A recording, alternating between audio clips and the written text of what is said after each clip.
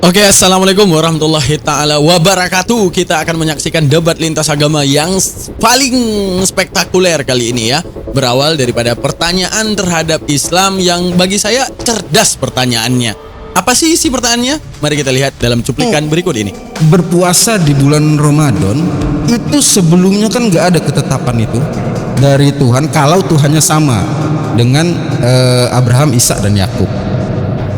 Pertanyaan yang dilontarkan begitu menarik. Kalau seandainya diwajibkan kepada kita itu berpuasa 30 hari di bulan Ramadan, dan itu katanya klaim dari Al-Quran itu sesuai dengan nabi-nabi terdahulu. Nah, kalau itu klaim daripada Al-Quran, berarti Ustadz Dio dan tim Apologet wajib membuktikan kesamaannya. Kalau tidak, berarti hanya klaim beraka atau sesuatu syariat yang ditambahkan. Luar biasa, dalam videonya nanti kalian akan menyaksikan bagaimana Ustadz Dio menjawab hal ini, bahkan membungkam dan membuat mereka itu gelagapan setelah bertanya dan menyesal bertanya. Letter lag. Jadi kalau letter lag kita nanti bisa kita Benar. kalau salah Gini loh, translate-nya Pak. kita jadi kaku. Bahasa Bapak harusnya bukan memperbaiki ayat di dalam Alkitab, tapi Dari tadi saya bilang saya perbaiki Alkitab lagi ya. Itu tadi. Nanti kan bisa diulang di situ, diulang. nggak bisa ini live ini Pak. Iya, nanti bisa diulang. Kalau Bapak bilang saya perbaiki Alkitab, maksudnya ayat di dalamnya, karena di dalamnya ini ayat Alkitab. Translate-nya bersalah. Rohnya beda. Rohnya juga ada yang rohnya salah. Roh apa? Ada rohnya Karena salah. harus dibaca Tuhan. Contoh Pak, saya kasih. Waktu Dan inilah hal yang paling gongnya teman-teman. Akhirnya debat Islam versus Muslim, akhirnya mereka karena beda pandangan debat lagi. Antara nanti Pak Rahmat yang STT juga debat dengan Arom, debat sama adiknya sendiri, Bu Karyana. Ini hal yang paling lucu yang harus kalian saksikan nantinya. Let's go. jangan dihubungkan karena banyak hartanya itu makanya pergi. Mau tanya adik saya, apakah sini tidak ada roh? Apakah di sini yang tertulis ini Markus tidak dipenuhi roh atau tidak dari roh? Jadi kenapa dia salah menyimpulkan?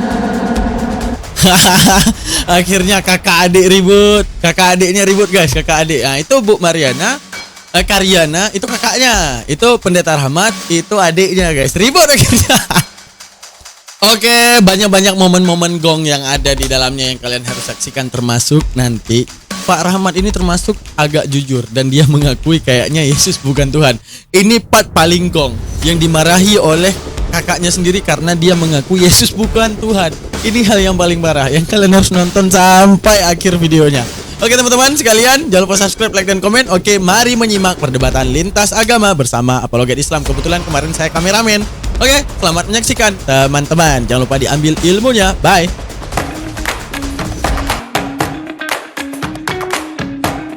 Jadi topik kita sekarang sesuai dengan permintaan dari saudara Kristen kita, Pak calon pendeta Arom ini yang udah resmi pendeta kayaknya. Itu adalah mengenai perintah dan ketetapan Tuhan dari kedua agama, yaitu Islam dan Kristen gitu. Karena ini opening statement, maka kita akan buka dulu untuk yang Islamnya, karena kami dari pihak Islam. Ketetapan dan perintah dari Tuhan Allah Subhanahu wa taala itu merupakan hal yang mutlak yang perlu kita ikuti sebagai umat manusia, yang dimana perintah dan ketetapan ini disampaikan oleh Nabi sebagai perantara perwakilan yang Tuhan berikan kepada umat manusia, yang dimana nanti manusia ini tahu apa yang Tuhan kehendaki mengenai yang diperintahkannya gitu. Dan dalam Islam ini menyeluruh, karena dalam Islam itu bukan konsep di mana Nabi ini hanya diutus untuk satu bangsa, nanti bangsa-bangsa yang lain itu baru ngikut kepada Nabi yang di satu bangsa ini gitu. Enggak, dalam Islam itu semua Nabi diutus sesuai wilayah yang ada di bumi, sehingga semua manusia mempunyai pemahaman yang sama bahwa Tuhan itu satu, tiada Tuhan selain Dia, dan Tuhan itu tidak beranak dan diperanakan. Ketetapan dan perintah Tuhan ini bisa kalian lihat di seluruh ayat-ayat Al-Quran. Salah satunya misalnya di surah Al-Ikhlas ayat 1 sampai 4. Lalu yang ingin aku tekankan dalam topik ini,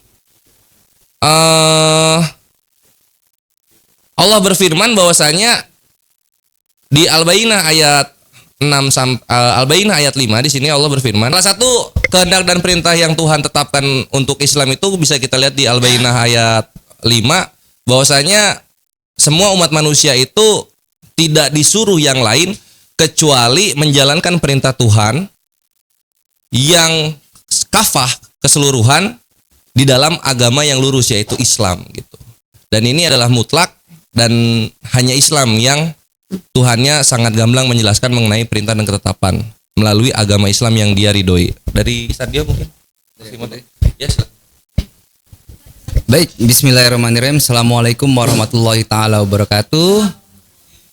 Terima kasih kepada moderator dan juga buat teman-teman semua. Di sini ada Ibu Karyana, ada Bapak dan Pak Arom juga. Selamat malam. Dan terima kasih atas waktunya ya untuk bisa berdiskusi sama kita. Pada saat ini kita akan membuka dengan satu prinsip mendasar dalam Islam, yaitu ketetapan dan perintah Tuhan tidak berubah sepanjang sejarah kenabian. Jadi dalam Islam, Tuhan itu tidak mengalami evolusi.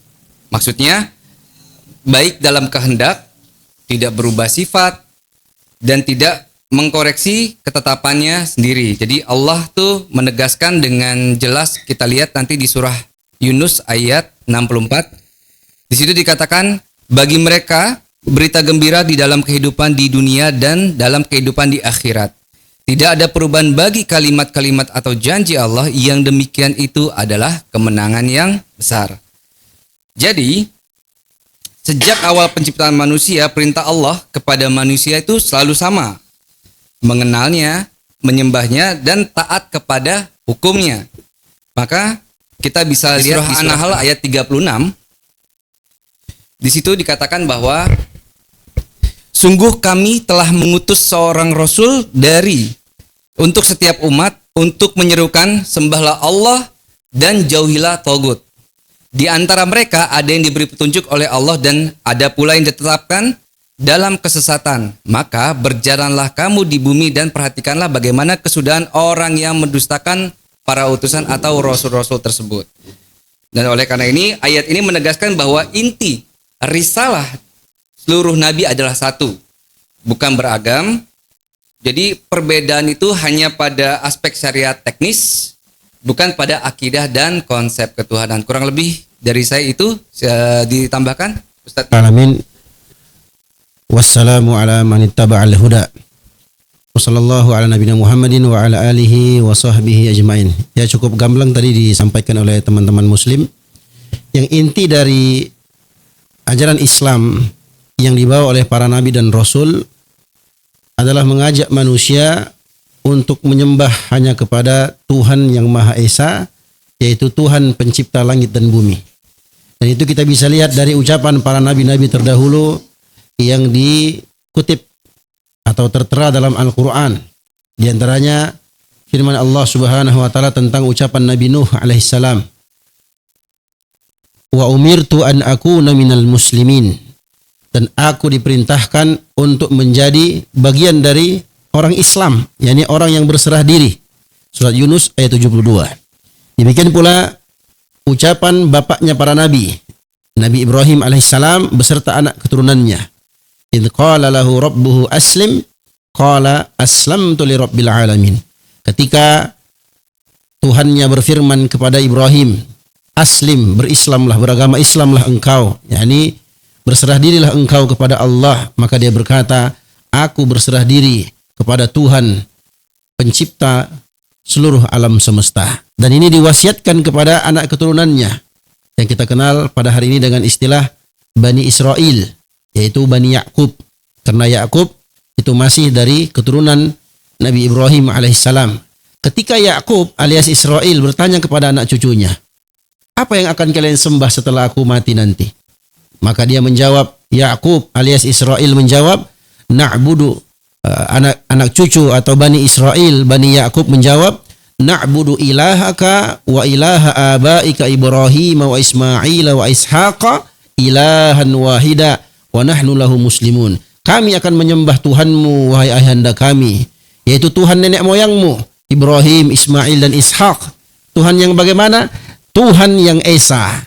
Dan kami hanya berserah diri, berislam kepadanya, yakni berserah diri hanya kepada Tuhan pencipta langit dan bumi. Surah Al-Baqarah ayat 133. Demikian pula yang diucapkan oleh Nabi Musa alaihissalam.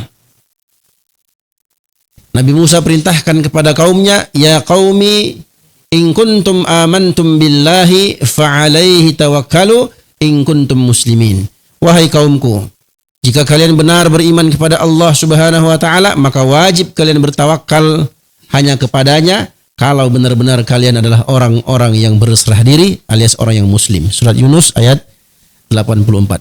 Maka dari dalil-dalil ini menunjukkan kepada kita bahwasanya seluruh para nabi dan rasul mengikuti ketetapan dan perintah Tuhan pencipta langit dan bumi, pencipta seluruh alam semesta. Siapa dia?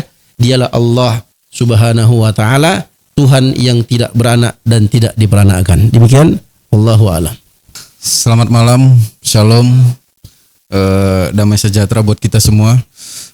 Terima kasih atas undangan dari pihak API ya, mau mengadakan acara ini sehingga terlaksana diskusi offline kita. Sebelumnya saya mau mengucapkan selamat Natal dulu buat saudara-saudara saya yang merayakannya. Untuk tema yang diangkat hari ini, memang tema itu dari pribadi saya yang meminta, karena dari tema inilah kita bisa bangun diskusi dan edukasi. Kalau dari kekristenan sendiri, untuk dari kekristenan sendiri, apa sih ketetapan dan perintah Tuhan itu? Ketetapan dan perintah Tuhan itu sudah ada sejak dari perjanjian lama sampai Tuhan Yesus datang ke dunia untuk menggenapi semua perintah dan ketetapan Tuhan. Ya. Di perjanjian lama sendiri bisa dilihat dari Keluaran 20 ayat 1 sampai 17, kemudian Yohanes 1 17, kemudian ada di perjanjian baru di Lukas 22 ayat 20. Semua ini perintah-perintah Tuhan yang ada di perjanjian lama atau ketetapan Tuhan yang ada di perjanjian lama itu sudah digenapi oleh Tuhan Yesus dengan cara dia datang ke dunia untuk misi keselamatan untuk umat manusia, yaitu ada di Matius 22 ayat 36, ajaran kasih yang dibawa oleh Tuhan Yesus Kristus, dan itu menggenapi dari semua perintah Tuhan. Kenapa harus digenapi dari perintah-perintah sebelumnya dari hukum Taurat? Rasul Paulus bilang di Galatia 2 ayat 16 bahwasanya tidak satu orang pun mampu untuk menjalankan hukum Taurat yang sudah ada di perjanjian lama. Untuk itulah Tuhan Yesus datang untuk menggenapi segala perintah dan ketentuan dengan ajaran kasih yang dibawa. Oke. Jadi menurut saya segala ketetapan dan perintah Tuhan harus Sang Firman itu sendiri yang bisa menggenapinya. Tidak ada nabi sebelumnya pun yang bisa merubah ketetapan dari hukum dan perintah Tuhan. Hanya Sang Firman itu sendiri yang datang ke dunia yang harus menggenapi dari perintah-perintah dan ketetapan Tuhan sebelumnya. Ini saudara saya, adik saya. Adik kandung loh. Baik. Iya. Oh, mirip. Habis dia saya 71, saya 73. Baik, nama saya Rahmat Siringo. Saya sebenarnya dari jurusan Teknik Elektro IKIP Medan. Tetapi karena saya rajin membaca Alkitab dan kritis terhadap kerohanian, saya memberanikan diri seringkali mempersalahkan apa yang sudah dianut banyak orang di Kristen.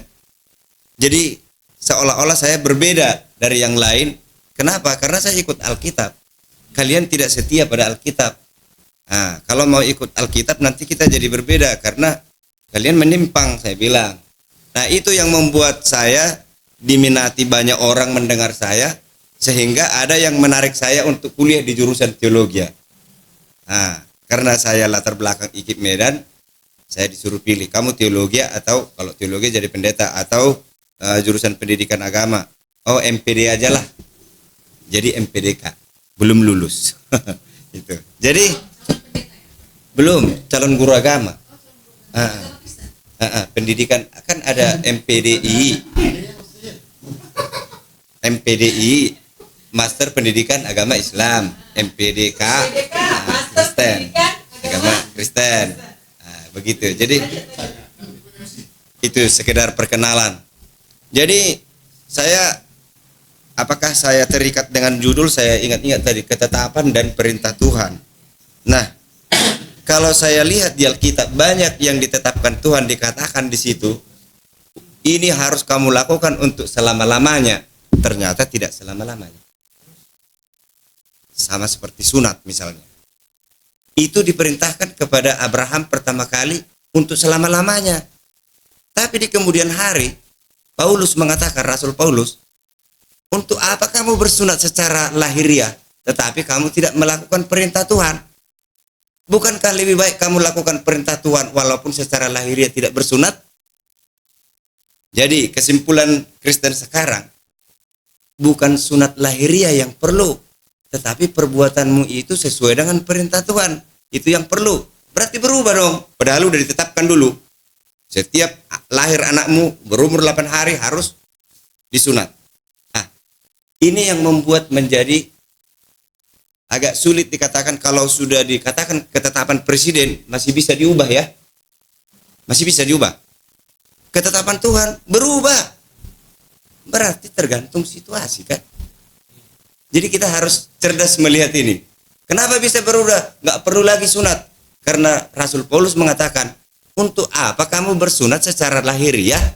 Padahal perbuatanmu tidak menuruti perintah Tuhan. Bukankah lebih baik kamu tidak bersunat secara lahiriah, tetapi perbuatanmu sesuai dengan kemauan kehendak Tuhan? Benar juga ya?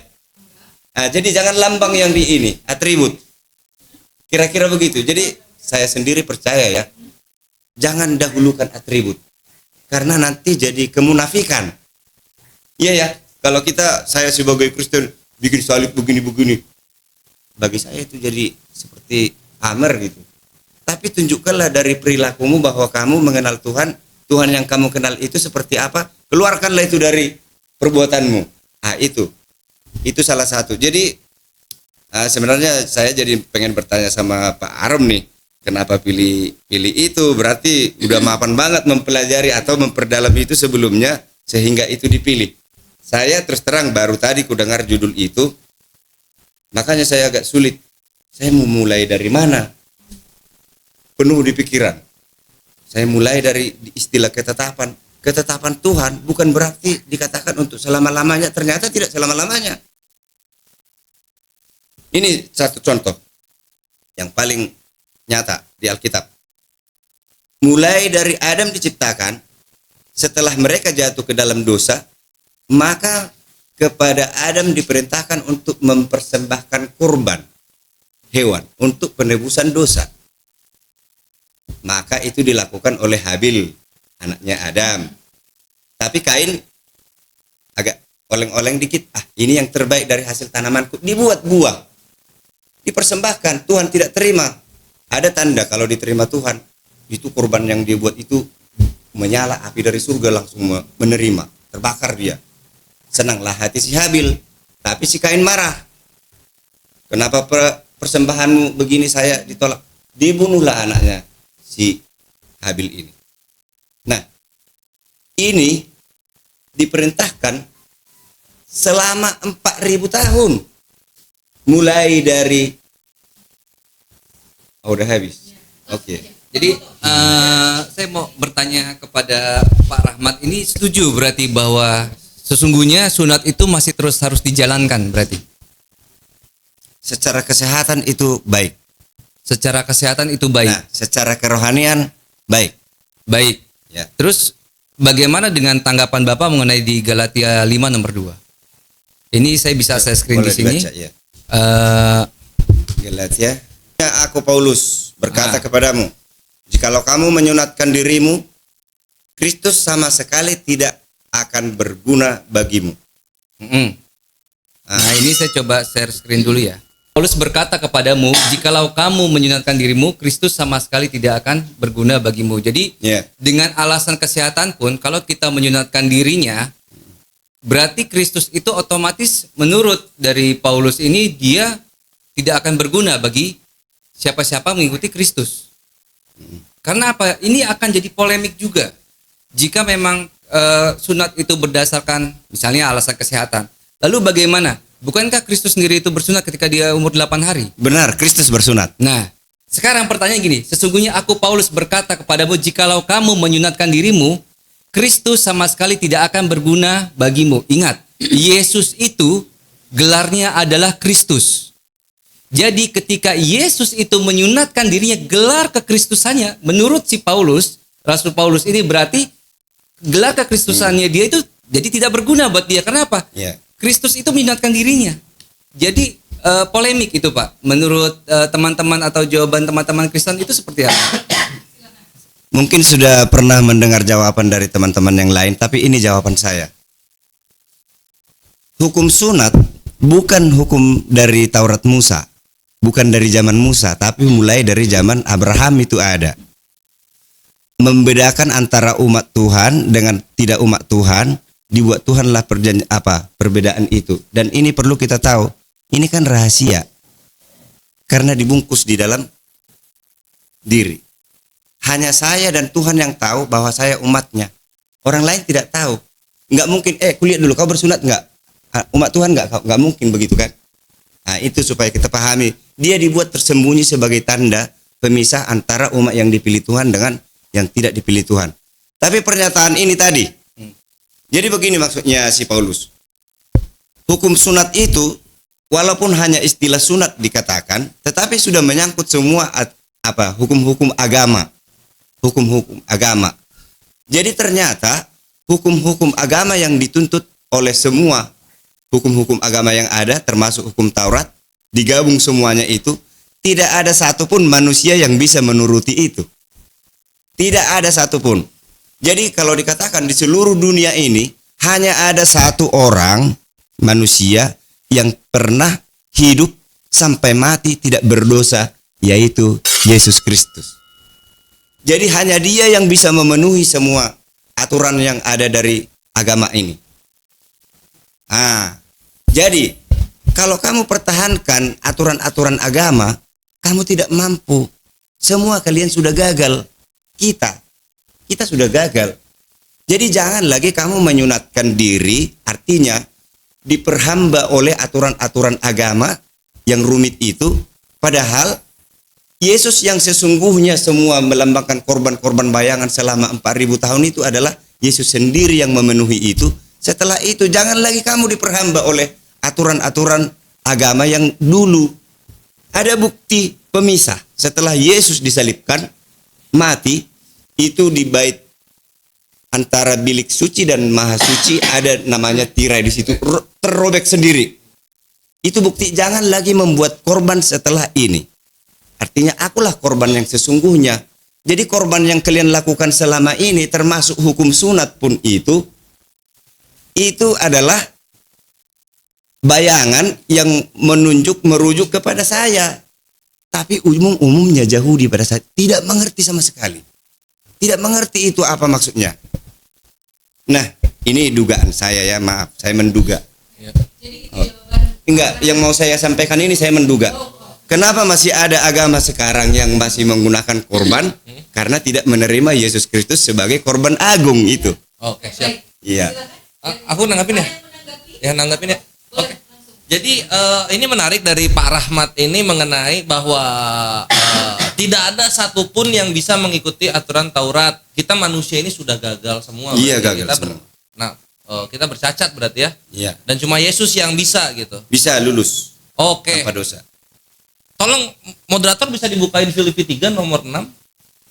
Ini Paulus berkata, Paulus di sini, tentang kegiatan aku penganiaya jemaat, tentang kebenaran dalam mentaati hukum Taurat, aku tidak bercacat. Ada dua ini. Iya. Selain Yesus, Paulus juga tidak bercacat. Ya memang kalau sepenggal ya, saya juga nggak paham kalau sepenggal itu. Terus Nggak terang paham. jujur, saya belum pernah baca ayat ini. Belum baca ya? Oke. Iya. Ini berarti ada dua orang gini. Di sini saya mau memberitahukan aja informasi yang udah saya ketahui gitu. Jadi nggak cuma Yesus, Paulus juga tidak bercacat. Gitu Pak Rahmat. Itu satu. Dua itu, Yesus itu dikatakan sebagai sebagai apa namanya penebus terakhir, kan begitu ya Pak Rahmat ya, dan Bu Kaliana, Pendeta Arom juga, Yesus itu sebagai penebus yang terakhir. Ya, nah ini pertanyaannya, gitu. Kenapa Yesus nggak disembelih? Kenapa? Yesus nggak disembelih. Mati dia. Bukan hanya disembelih, disiksa lebih sadis daripada sembelih. Oke, kalau begitu, apakah korban penghapus dosa di Imamat 4, 5, dan 6 itu semuanya disalibkan ketika diserahkan kepada Tuhan? Gini, Ahikores ya. Boleh, silakan. Tadi udah saya bawakan data di Galatia 2 ayat 16. Coba bisa dibuka. Kalau menurut Ahikores dan Ahimoto, ayat ini bunyinya, coba ditampilkan. Kamu tahu bahwa tidak seorang pun yang dibenarkan oleh karena melakukan hukum Taurat, tetapi hanya oleh karena iman dalam Kristus Yesus. Menurut Ahikores dan Ahimoto, Ya. kalau dari sudut pandang Ahikores, bunyi ayat ini apa? Biar kita samakan dulu. Menurut kami ya, Hmm. di sini Akimoto mungkin mau masuk untuk koreksi. Oke. Jadi di sini Paulus dengan tegas mengatakan bahwa yang melakukan hukum Taurat itu nggak dibenarkan gitu tuh. Tapi dibenarkan itu ya karena iman kepada Yesus Kristus, bukan melakukan Taurat gitu. Oke. Jadi gini ya, Kores ya. Dilihat di situ, di ayat itu tertulis bahwa tidak seorang pun, oke, Ya. tidak seorang pun yang dibenarkan oleh karena melakukan hukum Taurat. Fokus di kalimat bahwa tidak seorang pun. Berarti Paulus menyatakan bahwa memang selain Yesus Kristus itu tidak seorang pun yang bisa menjalankan hukum Taurat. Oke ya. Itu jawaban yang tadi perihal bersunat. Oke, berarti Soal Yesus ketetapan. membantah Paulus. Maksudnya membantah? Paulus dengan mendeklarasikan dirinya tidak bercacat dalam menjalani Taurat. Kalau ayat ini, Iya. kalau ayat ini menjelaskan bahwa memang selain Yesus Kristus atau pilihan Yesus Kristus itu tidak mungkin mampu menjalankan hukum Taurat. Contoh umat manusia setelahnya itu tidak mampu. Makanya kalimatnya tidak seorang pun, fokus di situ. Jadi tidak ada yang mampu. Untuk penggenapan, kenapa Yesus bukan disembelih? Berarti imamat batal dong. Karena harus ada sembelihan kurban. Gitu. Iya, bukan. Jadi maksudnya gini, ada urutan dalam mengorbankan kurban penghapus dosa kepada Tuhan. Imamat 4 sampai 7 itu merangkumnya dengan sempurna. Pertama, kalau misalnya itu adalah seorang ketua adat, maka pakai lembu jantan, dibawa ke hadapan imam, disembelih, dipercik. Kalau misalnya rakyat jelata ya pakai domba betina gitu kan. Itu ada tuh tahapan-tahapan. Iya, sampai ada burung perkutut kalau nggak mampu beli domba gitu. Oke. Nah, Yesus kan ini Gini. Yesus, tunggu sedikit. Yesus ini kan diklaim tadi oleh Pak Rahmat, ini statementnya keluar bahwa diklaim dia tuh sebagai penebus final, korban terakhir gitu. Cuman yang menarik adalah selain apa ya Pak Rahmat? Selain Yesus ini dikurbankannya bukan oleh imam Yahudi tapi oleh tentara Roma, tidak di depan bait suci tapi di luar gerbang Yerusalem. Kemudian bukan disembelih tapi dipaku begitu. Yang mengorbankan Yesus siapa? Yang mengorbankan Yesus. Ya, yang membuat Yesus jadi korban siapa? Ada banyak ini, mau di mana? Banyak. Bapaknya. Karena begitu besar kasih Bapa kepada semua manusia, Ya. maka ia mengorbankan anaknya yang tunggal. Maka dia mengorbankan anaknya Iya, yang Bapa tunggal. itu mengorbankan anaknya yang tunggal. Jadi diutus anaknya ini ke bumi jadi manusia biasa kau. Buktikan bahwa kau sebagai manusia bisa tidak berdosa. Oke, jadi supaya mereka tidak berdalil nanti. Oke, jadi Bapak mengorbankan anaknya sebagai bukti. Iya. Oke.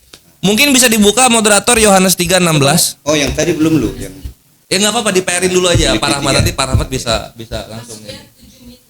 Siap. Coba, karena begitu besar kasih Allah dunia ini sehingga ia telah Lupa mengaruniakan ya, bukan mengorbankan, Pak Rahmat. Teruskan dulu. Coba. Mengaruniakan. Supaya setiap orang yang percaya kepadanya tidak binasa melainkan beroleh hidup yang kekal. Mungkin beda terjemahan, Pak Rahmat. Ya. Mungkin beda terjemahan mungkin. Pakai apa mungkin LAI atau ILT mungkin? Coba silakan. Gini, izin Pak Rahmat ya. Tentang ayat dalil yang bapak mengorbankan anaknya itu memang tidak ada. Ya, itu memang tidak ada. Cuman gini. Enggak, memang enggak ada. Oh, oke. Siap. Memang enggak ada. Untuk ayat data atau teks tertulis bahwa bapak mengorban karena besar kasih karunia bapak kepada umat manusia, dia mengorbankan anaknya, itu enggak ada kalimat mengorbankan. Oke. Tapi yang jelas gini, Ahikores, Ya. bahwasanya Yesus itu mati, menderita di atas kayu salib, itu memang sudah harus terjadi dan itu nubuatan. Dan dia menggenapi itu gitu loh. Jadi bukan lagi sembelih, karena dia memang menggenapi dari perintah-perintah sebelumnya. Ada kurban segala macam hewan, itu kan di perjanjian lama. Ya. Nah, kenapa sih Bapak mengutus dia untuk datang ke dunia menjadi seorang hamba sesuai Filipi 2 ayat 6, mengosongkan diri menjadi seorang hamba dan taat sampai mati di tiang salib? Karena dia sendiri ingin menggenapi dari hukum-hukum sebelumnya yang manusia itu tidak mampu menjalankannya. Oke. Dan kenapa dia nggak disembelih? Karena memang nubuatannya dia harus menderita Gimana? di atas tiang salib. Bisa dibuka di Matius 16 ayat 21 sampai seterusnya. Itu dia menyatakan bahwa dia harus pergi ke Yerusalem untuk menemui para tua-tua, untuk merasakan penderitaan sampai harus disalibkan. Bahkan Petrus sendiri pun dianggap iblis ketika melarang dia untuk pergi. Karena Petrus melakukan kehendak manusia, bukan keinginan Tuhan. Ketika dia melarang itu tercatat di Matius 16. Yesus menyatakan itu. Oke, mungkin dipersingkat ini, Saudara Arom. Jadi memang Keinginan Bapak itu maksudnya- apa? Maksud Bapak ini, Ya. di perjanjian lama sebelum terjadi apa peristiwa Yesus ini tergenapi, sudah dinubuatkan jauh-jauh hari. Semua peristiwa itu, bahkan jubahnya dia akan diundi. Itu ada di perjanjian lama, di Zakaria, di Yeremia, di Yesaya. Oh, di Mazmur. Nah, justru dari situlah makanya disinggung dengan Petrus tadi. Ya. Karena Petrus menyebut engkau adalah Mesias dan Allah. Dari mana kau tahu itu, Petrus? Bapak yang memberitahukan itu kepadamu. Sebenarnya Ya. tidak mungkin Bapak berkomunikasi dengan Petrus. Roh Kudus masuk ke dalam pikiran Petrus. Dia membaca perjanjian lama, ada tertulis di sana Mesias anak Allah itu akan ada. Oke.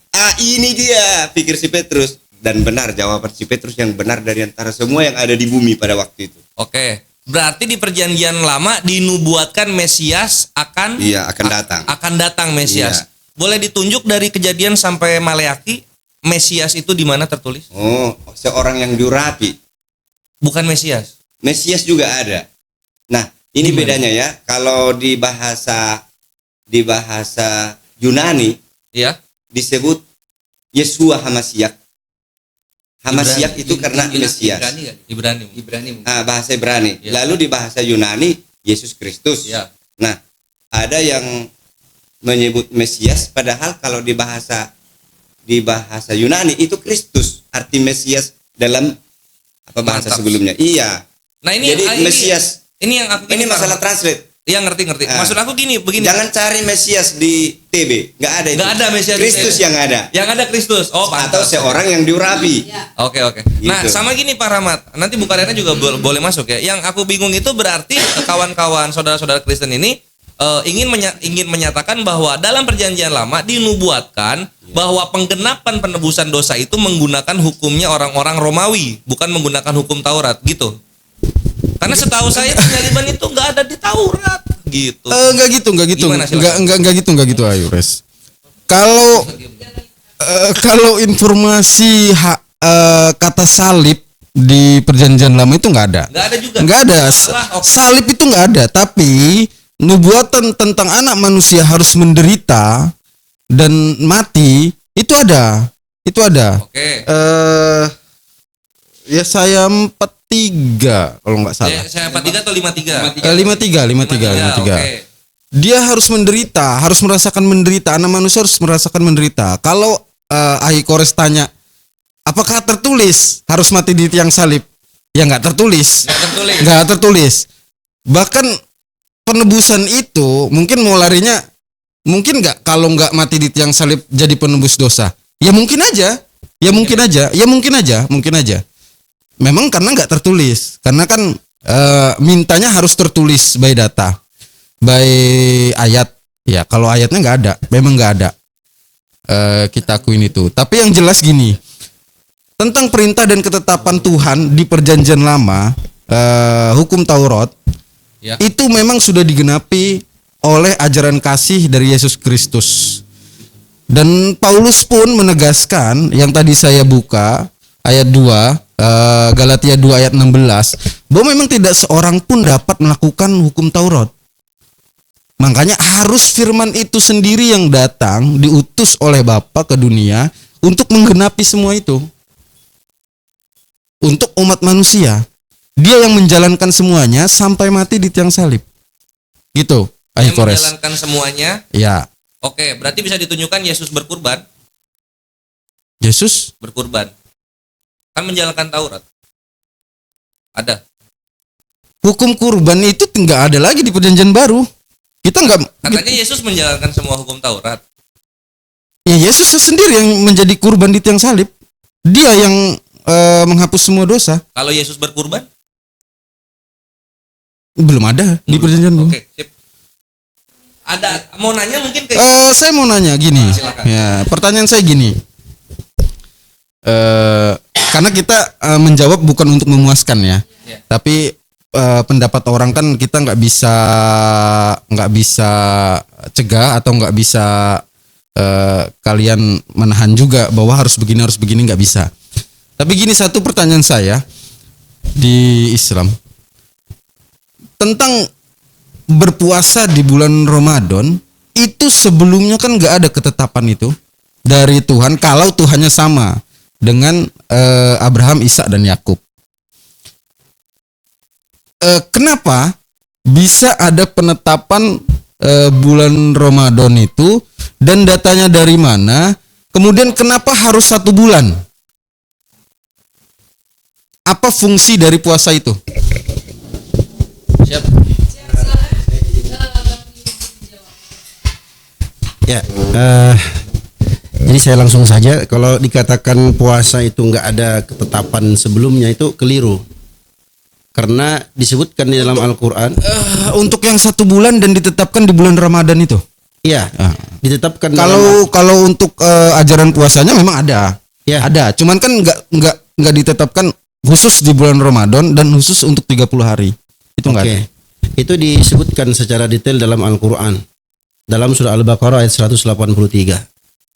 Wahai orang-orang yang beriman, telah diwajibkan bagimu untuk berpuasa sebagaimana diwajibkan kepada orang-orang sebelummu. Artinya, ketetapan puasa itu telah ditetapkan oleh Tuhan pencipta langit dan bumi untuk umat Islam dan juga umat sebelumnya.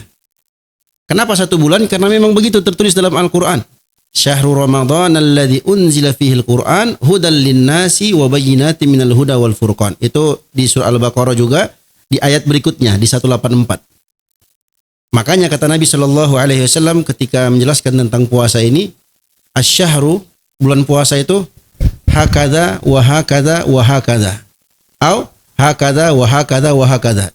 Beliau isyaratkan dengan tangannya. Bulan itu begini 29 atau begini begitu 30. Berarti puasa itu 29 hari atau 30 hari. Itulah genap 1 bulan Ramadan yang kami umat Islam berpuasa dalamnya. Jadi kalau dikatakan nggak ada ketentuan itu keliru karena ada dalilnya, ada datanya. Oke, bunyi firman Tuhannya gimana sih, Ustaz Dio? Ya ayyuhalladzina amanu kutiba alaikumusyiyamu kama kutiba alal ladzina min qablikum la'allakum tattaqun. Oke, terjemahannya kan diwajibkan atas kamu berpuasa. Yes. Sebagaimana diwajibkan atas orang-orang sebelum kamu agar kamu bertakwa. Yes. Oke ya. Yang saya tanya, firman Tuhannya mana yang dibilang harus 30 hari? Stadio. 185. Al-Baqarah 185, Syahrul Ramadan. Bulan Ramadan. Kalau disebutkan bulan Ramadan, berapa hari? Lah kita kan nggak bisa perspektif kan kalau Ya, sudah saya sebutkan tadi jawabannya. Oke. Nabi Muhammad mengatakan bulan itu begini, begini, begini, 29 atau begini, begini, dan begini, 30. Kalau enggak 29 hari 30. Jadi penggunaan kata Ramadan itu ada secara eksplisit disebutkan dalam Al-Baqarah ayat 185-nya. Oke, Stadio. Ya. Jadi kalau memang ketetapan Tuhan itu puasa itu kan sebelumnya sudah ada ya Ustaz Dio ya. Ya, Puasa dari zaman Tuhan Yesus pun menjalankan puasa. Oke, 40 hari, 40 malam bahkan. oke. Oke. Maksud saya gini, perubahan itu ya taruhlah kalian akan bilang Islam adalah agama yang sudah disempurnakan dari agama sebelumnya. Tapi maksud saya bisa nggak jawabannya itu bukan ya Islam sudah disempurnakan dari agama sebelumnya. Tapi saya mau jawabannya itu kenapa Tuhan merubah jadi 30 hari di bulan Ramadan? Kenapa Tuhan juga menetapkan hanya dari pagi dan sore? Kalau memang mau tetap menjalankan hukum puasa itu gitu. Iya, maksud saya gitu loh. Karena ajaran nabi-nabi sebelumnya berbeda dengan Nabi Muhammad. Karena nabi-nabi sebelumnya menjalankan puasa itu ya 40 hari 40 malam seperti Tuhan Yesus. Tapi Nabi Muhammad membawa ajaran bahwa puasa itu dari pagi sampai sore. Malam dia makan, minum. Nah, ketetapan itu berarti kan berbeda dengan nabi-nabi sebelumnya. Maksud saya gini, jawabannya bisa nggak? Bukan jawaban karena Islam sudah disempurnakan gitu. Aman, pasti ada dalilnya. Cuman aku pengen supaya satu persepsi dulu. Saudara Arom, Ramadan itu nama bulan ke-9 dalam Islam. Jadi ketika ditanya kenapa Ramadan itu 30 hari, ya karena Ramadan itu nama bulan dalam Islam yang Ramadan di bulan ke-9 ini yaitu 30 hari gitu. Itu nangkep ya? Oke, mantap. Nah, sekarang dilanjut, Ustaz. Izin, jadi ketika Bang Arom mengatakan kenapa dirubah? Ya, sebelum saya jawab itu, saya mau tahu dulu ketetapan puasa dalam Kristen itu apa ketetapannya, Bang? Di Kristen nggak ada perintah puasa. Dari kapan ke kapan? Di Kristen nggak ada ketetapan atau perintah puasa. Oke, kalau tidak ada ketetapan perintah puasa, dari mana muncul pertanyaan Bang Arom tadi? Dari mana munculnya? Karena gini, ini kan perihal ketetapan dan perintah. Ya, Nah, kenapa di Islam ada perintah itu? Gitu. Bukankah itu sudah diselesaikan oleh Yesus Kristus? Gitu. iya. Jadi begini, pertanyaannya Bang Arom, kenapa puasa di Islam itu dari pagi sampai sore, malam mereka makan? Kenapa? Kan begitu tadi pertanyaannya. Ya itu kan Betul? berbeda dengan ajaran Nabi sebelumnya kan. Oke, ajaran Nabi sebelumnya seperti apa? Contoh, kalian kan tidak percaya Yesus Kristus. Enggak, Kalian percayanya kan fokus Isa. pada puasanya. Izin. Iya. Ingat fokusnya pada puasa. Kalau Bang Arom menanyakan kenapa Islam itu beda puasanya, berarti saya harus tanya juga. Emang puasa di umat sebelumnya itu seperti apa yang Abang Arom ketahui sehingga Abang bisa menyimpulkan berbeda, Islam datang dengan perbedaan? Setahu saya Yesus Kristus itu mengikuti hukum Taurat ya. Bukan hukum Taurat. Saya tanya puasanya secara spesifik. Puasa di mana ini? Kan Abang tanya Di Kristen kenapa nggak ada puasa. puasa? Ya, Abang tanya Islam. Kenapa puasa di Islam itu berbeda dengan puasa-puasa umat sebelumnya? Makanya saya tanya, Bang Arom tahu dari mana puasa umat sebelum itu seperti apa ciri-cirinya? Ya, Speknya itu seperti apa? Detailnya. Yesus Kristus yang menjalankan itu. Nah, di mana Yesus Kristus menjalankan? 40 hari 40 malam dia puasa. 40 hari 40 malam tanpa berbuka? Ya kalimatnya bunyinya begitu. Tanpa berbuka? Kemungkinan ya. Oke. Ketika Bang Arom mengatakan kemungkinan iya atau tidak ada penjelasan itu, maka pertanyaan Bang Arom yang menyatakan bahwa Islam itu berbeda itu tertolak. Karena Bang Arom sendiri pun nggak tahu bagaimana ciri khusus secara khusus puasa dalam agamanya abang sebelumnya atau di agama sebelumnya. Paham nggak bang? Kecuali kalau abang sudah paham, oh di agama sebelumnya kami puasanya dari ini sekian-sekian, buka sekian, ini sekian. Kenapa Islam datang berbeda? Baru abang bisa bertanyakan itu. Tapi kalau abang tidak bisa mendatangkan detail puasa umat terdahulu, abang Arom nggak bisa mempertanyakan puasanya umat Islam. Paham nggak bang? Gini, Ya. karena Yesus Kristus datang itu kan sebagai firman yang datang sebagai manusia ya. Otomatis itu kan dari sang sumber, Bapak. Oke. Tentang puasa. Ya otomatis dari Bapak juga dong tentang puasa yang dia lakukan. Oke, dari Bapak. Detail puasanya seperti apa? Sehingga abang bisa menyatakan bahwa puasanya Islam itu beda. Karena dia berpuasa 40 hari 40 malam, Oke. Ustaz. Bunyinya Oke. seperti itu. 40 hari 40 malam. Betul. Detail puasanya dia berbuka nggak? Tidak Nggak ada. dijelaskan tapi kalimatnya kan 40 hari 40 malam. Oke, berarti kalau abang tidak mampu untuk mendatangkan detail puasa Yesus yang 40 hari 40 malam, abang tidak berhak untuk menanyakan kenapa puasa umat Islam berbeda. Karena abang bisa menyimpulkan itu berbeda kalau abang sudah tahu detail puasanya Yesus sebelumnya. Oke. Jadi di padang gurun nggak ada makanan. Nah, itu dia. Berarti pertanyaannya tertolak. Oke. Oke, saya ingin satu pertanyaan ini menarik dari diskusi kita ini.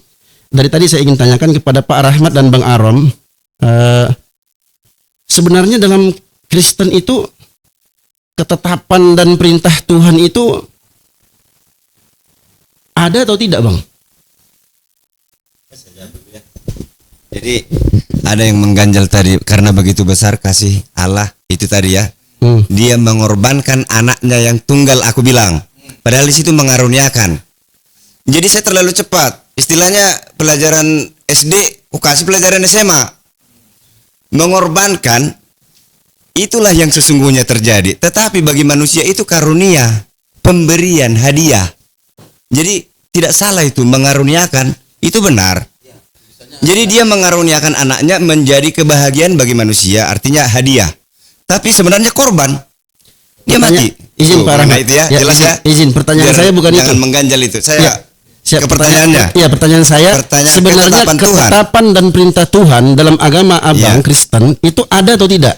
Makanya saya tadi dari awal di mobil saya berpikir mengenai ketetapan. Pendeta Arom yang pilih apa yang kira-kira mau dibahas. Cuma satu yang ada di pikiranku. Ya. Ada satu hal yang paling ditetapkan Tuhan bukan setelah hukum Taurat. Oke. Hukum Taurat 10 ini ada 10 itu, ada di dalamnya itu hukum keempat. Udah jauh sebelumnya. Ini terjadi di masa penciptaan. Waktu menciptakan 6 hari diciptakan bumi ini, di hari ke-7 dia berhenti dan menguduskannya dan diperintahkan kepada manusia untuk menguduskannya. Itu menjadi ketetapan. Apa itu? Hari Sabat, hukum keempat di dalam hukum Taurat. Tetapi Oke. kebanyakan umat Berarti Kristen, berarti ada kebanyakan ya. umat Kristen menganggap hukum keempat itu baru di Gunung Sinai diterima si Musa. Bukan. Sejak penciptaan itu. Oke, jadi saya simpulkan berarti ketetapan dan perintah Tuhan itu ada menurut Bang Rahmat. Ada. Ada. Coba dibaca Efesus 2 nomor 15, Bang. Efesus 2 nomor 15. Hari Sabat itu kan dalam hukum Taurat. Efesus 2 nomor 15. Ya, ketika Bang Rahmat mengatakan ada, tapi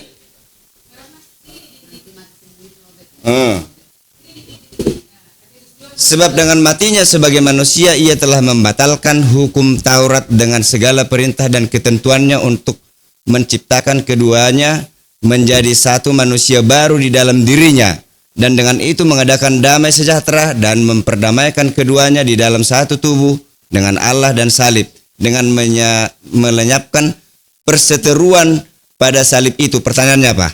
ya pertanyaan saya, Paulus bilang hukum Taurat batal, sudah nggak ada atau masih ada? Jadi begini, Pak. Tunggu. Hukum Taurat menuntut setiap dosa sekecil apapun maut. Diterima. Jadi maut itu sudah tuntutan hukum Taurat itu sudah dijalankan Yesus sehingga batal tuntutan hukum Taurat. Batal. Tadi Iya, Rahmat itu. mengatakan hukum Taurat masih ada atau tidak tadi barusan? Masih ada. Paulus bilang apa? Tuntutannya yang dibatalkan. Karena Gini Pak, jangan sepotong. Karena banyak lagi ayat yang lain membuktikan Baik. aku datang ke dunia ini untuk menegakkan hukum Taurat. Jangan sangka saya meniadakan. Ya. Satu iota pun dari hukum itu tidak akan ada yang musnah. Ya. Justru saya datang menegakkan atau menggenapi tuntutannya itu saya jalankan sekarang. Artinya hukum Taurat kalau berdosa mati, yang mati saya aja. Itu maksud Ya Yesus. itu di Matius 5:17. Berarti mana yang benar, Pak? Matius 5:17 atau Efesus 2 nomor 15? Semua benar. Yang menafsirkan yang salah. Kalau ada berbagai macam. Nah ini Oke. pengalamanku membaca Alkitab, ada banyak yang kontroversi ayat Alkitab. Ya. Tapi kalau orangnya tidak mampu mencerna, tidak bisa menjelaskan, dia yang harus belajar lebih banyak lagi. Coba tolong Sampai sinkron. Ya. Tidak ada yang bertentangan. Mohon dikompromikan ketika Paulus mengatakan hukum Taurat itu batal dengan meninggalnya atau matinya Yesus di kayu salib, dengan Matius 5:17 yang mengatakan hukum Taurat tidak akan pernah dibatalkan. Bagaimana Pak Rahmat mengkompromikan kontradiksi? Jadi itu masalah bahasa ya. Masalah bahasa. Jadi sama seperti yang kukatakan tadi, Bapak mengorbankan anaknya. Bukan Pak, mengaruniakan katanya. Mengaruniakan kepada manusia. Mengorbankan, rugi mati nih anaknya ini. Itu korban. Nah itu pengertiannya Pak. Bisa dipahami kira-kira. Kalau dikatakan mengaruniakan, itu anaknya itu menjadi karunia kepada manusia. Pak, masalah hukum Taurat batal nggak batal di Matius 5:17 nggak batal, tapi di Efesus 2:15 batal. Jadi yang benar hukum Taurat tidak ada batal satu iota pun. Nggak ada batal. Tidak ada. Berarti Efesus 2:15 batal. Ayatnya. Tuntutan hukum Taurat itu yang tidak jadi lagi. Berarti batal. Seharusnya Adam dan Hawa mati sehingga kita sekarang nggak ada lagi. Baik, berarti hukum Taurat nggak jadi batal. Tuntutannya, sebab dengan matinya sebagai manusia ia telah membatalkan hukum Taurat. Iya. Ini nggak jadi. Iya. Nggak jadi batal. Ku perbaiki ya sedikit ya. Dengar Alkitab.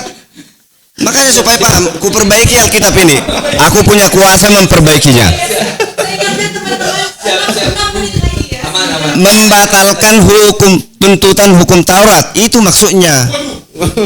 Tuntutannya. Berarti harus direvisi nih Pak ya. Sebab tuntutan hukum Taurat adalah mati. Kalau berdosa mati. Makanya Yesus yang menggenapi mati.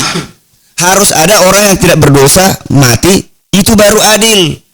Kalau misalnya mencoba-coba si A si B mencoba, saya lah gantinya mati. Nggak boleh kau berdosa Bung, nggak boleh. Harus orang yang tidak berdosa yang mati. Oke? Pak. Mantap. Berarti upah dari dosa itu adalah maut. Maut. Semua dosa itu upahnya maut. Iya. Semua. Iya. Apapun itu dosa upahnya maut. Iya. Coba Jangan menjebak ini ya. 1 Yohanes 5 nomor 16. Ya, 16 maaf. 16. Nah, tadi Bapak bilang semua upah dosa itu adalah maut. Ya. Nah, dalam 1 Yohanes 5 nomor 16, kalau ada seseorang saudaranya berbuat dosa, yaitu dosa yang tidak mendatangkan maut. Ternyata bukan Yohanes. 1 Yohanes 5 nomor 16. Iya. Tadi Bapak bilang upah dari dosa apapun itu adalah maut. Dalam 1 Yohanes 5 nomor 16, kalau ada kalau ada seorang melihat saudaranya berbuat dosa, yaitu dosa yang tidak mendatangkan maut. Berarti iya. Jadi begini memang. Jadi dosa begini.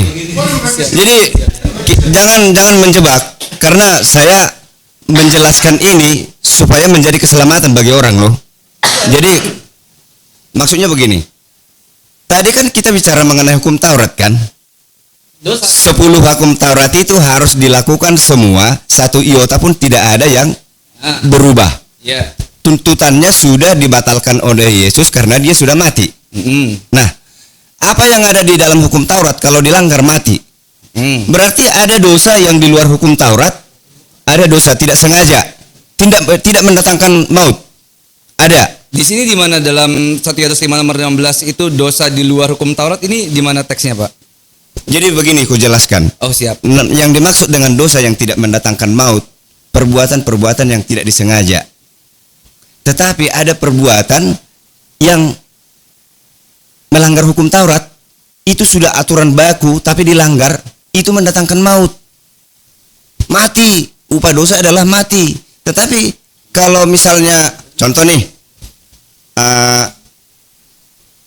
tanpa sengaja puntung rokok kebakar perusahaan orang. Nah itu dosa. Sebenarnya itu maut. Nah, harusnya maut dong. Tapi bagi saya, kalau Tuhan mengadili saya, aku tahu kau tidak sengaja. Tapi maut di sana kau buat.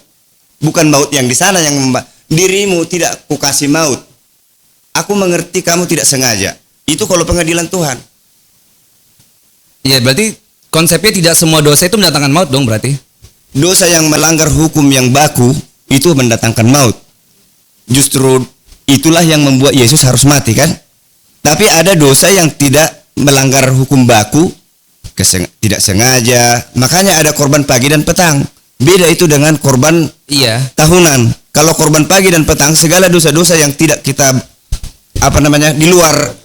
di luar kesadaran kita itu dihapus. Makanya umat Israel waktu di tanah Kanan itu adalah kudus. Adalah kudus. Berarti dalam konteks ini pun kita kembali lagi bahwa upah dosa itu tidak harus maut. Ada dosa yang mendatangkan maut, ada yang tidak mendatangkan maut. Betul, berarti nggak Ya. semua dong. Iya. Itu udah. Nah, jadi sudah jelas ya dosa yang mana Berarti- udah aku jelasin berarti ya. Tidak semua dosa itu tadi berarti Ini namanya menjebak. Bukan Padahal udah aku menjebak. jelaskan ada dosa yang melanggar hukum yang baku mendatangkan maut, ada dosa kecil-kecil yang tidak sengaja. iya. Nah, itu tidak mendatangkan maut. Contoh yang hukum- mana yang diancam? Contoh hukum yang baku itu apa, Pak Rahmat? Ya, Contoh hukum yang baku itu apa? yang baku, jangan membunuh, jangan berzina, hormati orang tuamu, Oke, berarti itu kalau dilakukan mati. mati. Ah, ah. Kalau ada orang yang membunuh nggak sengaja, mati juga nggak? Ah, itulah. Itu tidak mendatangkan maut, tidak sengaja. Ada Tapi aturan. itu baku tadi katanya. Jadi aku bilang tadi perusahaan itu terbakar, mati banyak orang, bukan mautnya dia. Ganjaran Tuhan ke saya, apakah saya dihukum mati? Apakah mendatangkan maut bagi diri saya, perbuatan saya itu padahal puntung rokok begini, tapi di sana mati ribuan orang, bukan mautnya orang sana. Tapi saya diberi Tuhan ganjaran, apakah saya mati gara-gara puntung rokok? Baik. Jadi kira-kira begini, aku tahu motifmu. Kamu tidak berniat untuk membakar itu. Jadi kamu tidak harus mati. Ya, dosa-dosa kecil seperti itulah yang dimaksud, yang tidak mendatangkan maut. Baik, berarti hukum baku nggak baku itu menurut perspektif Pak Rahmat atau menurut perspektif Menurut Tuhan? Alkitab. Menurut Alkitab. Oke, di mana tertulis hukum baku itu bahwa Jadi membunuh tidak harus tertulis ya. Oh, nggak harus tertulis. Ah, tidak harus tertulis. Oh, ini bahaya Jadi tuh. maaf ya, ini satu contoh nih. Tuhan menciptakan semua di bumi ini selama 6 hari.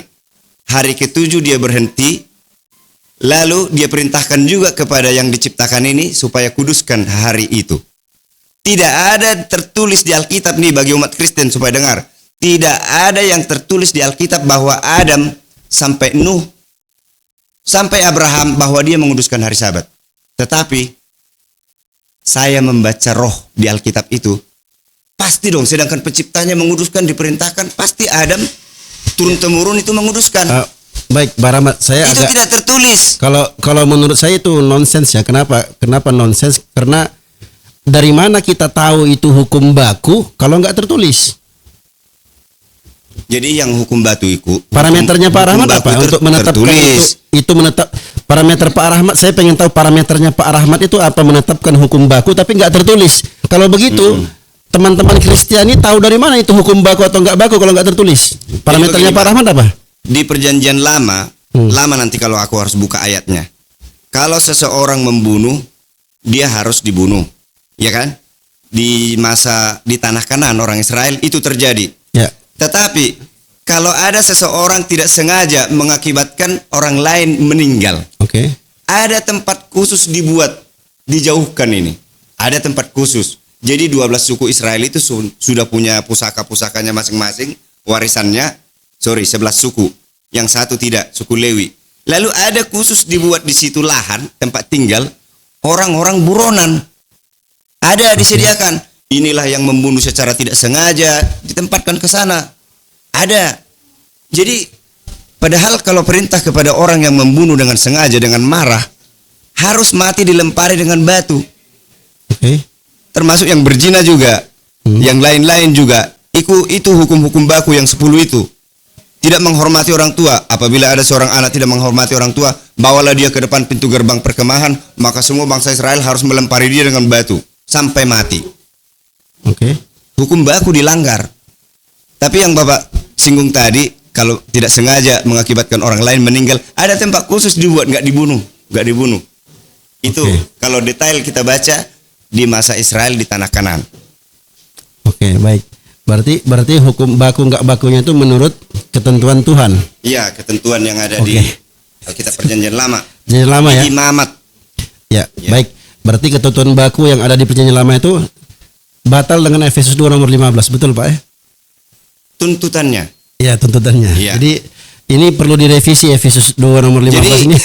saya mau jelaskan sedikit kepada umat Kristen. Saya mau jelaskan. Seringkali umat Kristen memakai ayat itu bahwa hukum Taurat dibatalkan sehingga tidak perlu lagi menguduskan hari Sabat. Lalu saya tanya, berarti boleh membunuh sekarang? Kalau hukum Taurat dibatalkan, boleh membunuh, boleh berzina, boleh berdusta? Nggak mungkin. Jadi tuntutan hukum Taurat yang dibatalkan justru kalau dibaca di 2 Matius 5, Matius 6, Matius 7. Itu ajaran Yesus menambahi hukum Taurat 3 pasal ya. 5, 6, 7 Matius. Yesus merinci kembali, memperdalam, artinya lebih ketat lagi daripada hukum yang dibuat Musa. Ada kebanyakan orang Yahudi mengatakan terlalu berat ini hukum Taurat ini. Padahal Yesus memperberat lagi. Hukum Musa mengatakan jangan berzina. Aku berkata, kata Yesus, siapa yang menginginkan perempuan di dalam pikirannya itu berzina. Perintah Musa mengatakan jangan membunuh. Aku berkata, kata Yesus, membenci saudaranya termasuk membunuh. Makin ketat enggak? Makin kencang. Malah ada lagi tambahan-tambahan di situ. Jangan mengejar harta, jangan begini, harus berpuasa. Perintah untuk berpuasa ada. Hal kekhawatiran sehingga menjadi koruptor, menjadi apa, kekhawatiran. Kemudian hal memberi sedekah, hal menghakimi. Nggak ada ajaran Musa masalah menghakimi. Saya mau katakan kepada si Saifuddin Ibrahim, kalau dia dengar ini, Saifuddin Ibrahim kemarin menuntut 300 ayat di Al-Quran itu radikal. Mohon dihapuskan, katanya kepada Menteri Agama. Dalam hatiku, apakah Saifuddin Ibrahim tidak membaca Perjanjian Lama lebih banyak lagi ayat radikal di sana? Mungkin lebih dari 300. Jadi kalau saya bisa ketemu dengan Saifuddin Ibrahim, saya mau bilang, hey, Pak Saifuddin, di Alkitab kita banyak ayat radikal. Bisakah kau jelaskan bahwa Tuhan Kristen yang sekarang disebut-sebut Maha Kasih, Tuhan yang dulu kejam? Bisa jelaskan gak itu? Dikatakan di situ, aku perintahkan kepadamu, bunuh semua bangsa itu, jangan kasihani yang tua, yang muda, laki-laki, perempuan, bahkan hewannya. Kejam gak itu? Bunuh semua. Hidup suku Amalek. Itu radikal itu. Banyak lagi ayat di situ dikatakan, aku adalah Tuhan pencemburu, pemarah, pembalas dendam. Saya pernah baca kitabnya Buddha, guru agama teman saya. Saya baca begini, Tuhannya Kristen kejam.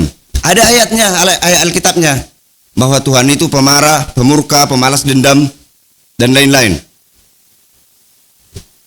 Iya. Pusing saya waktu itu. Bagaimana saya menjelaskan ini? Siap. Saya juga mau sedikit.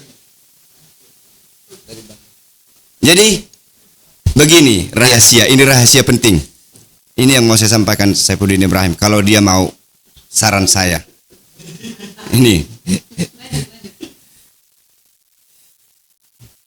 Kuizinkan engkau menghakimi, karena Yesus tidak mengizinkan. Jangan kau menghakimi supaya kau tidak dihakimi oleh Tuhan. Itu kata Yesus. Menambahi dari hukum Taurat itu. Menambahi loh. Nah, karena dia yang punya semesta alam ini, dia berhak menambah itu. Tapi kenapa Tuhan yang dulu menyuruh habisi begitu sampai mereka Yosua yang dipimpin setelah Musa meninggal, dipimpin oleh Yosua, lalu Saul, Daud, mereka ini semua pembunuh. Semua bangsa yang ada di situ dihabisi semua. Nah, mengapa Tuhan memerintahkan itu? Saya dapat alasannya melalui perenungan dan ada bukti-bukti Alkitab. Kata Yesus begini, siapa di antara kalian yang tidak berdosa, dialah duluan yang melemparkan batu kepadanya. Teringat nggak kita Iya. peristiwa itu? Tapi Dibawalah Yesus- perempuan tapi pelacur. Yesus nggak melemparkannya kan? Iya. Berarti Yesus berdosa dong. Tunggu dulu. Dia mah kasih. Iya kan? Seharusnya aku yang melempari kau. Enggak ada begitu. Barang siapa yang tidak mempunyai dosa, dia boleh melemparkannya. Yesus ikut lemparin enggak? Begini dibilang. Siapa di antara kalian? Iya. Enggak termasuk dia. Loh, iya. Siapa di antara kalian yang tidak berdosa, dialah yang duluan melemparkan batu kepadanya. Yesus ngelemparin enggak? Enggak. Berarti Dia justru datang menyelamatkan orang seperti ini. siap. Enggak, belum sampai masalah yang kusinggung tadi. Atau begini, maaf. Lebih baik saya nanti jangan bicara lagi, tapi saya harus sampaikan ini. Aturan jatah saya bicara nanti.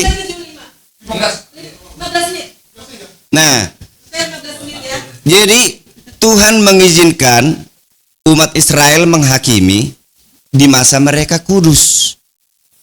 Mereka suci. Kenapa bisa kudus? Ada korban pagi, ada korban petang, ada korban tahunan. Yang dosa-dosa yang tidak disengaja pun itulah korban pagi, korban petang membuat mereka kudus. Bukti yang lain, kalau ada di antara mereka satu pun yang berdosa melanggar hukum batu, bawa dia ke gerbang perkemahan, semua melempari batu. Berarti kudus. Saya ulangi, kalau kamu kudus, silahkan kuberi hak kau menghakimi. Ada bukti lain. Musa, ada tertulis bahwa Musa dijadikan Tuhan menjadi Allah bagi Firaun. Musa dijadikan Tuhan menjadi Allah bagi Iya, Firaun. Keluaran 7 nomor 1 ya. Bagus. Harun jadi nabinya. Musa diizinkan Tuhan membunuh Firaun di saat dia mencapai kesempurnaan kekudusan.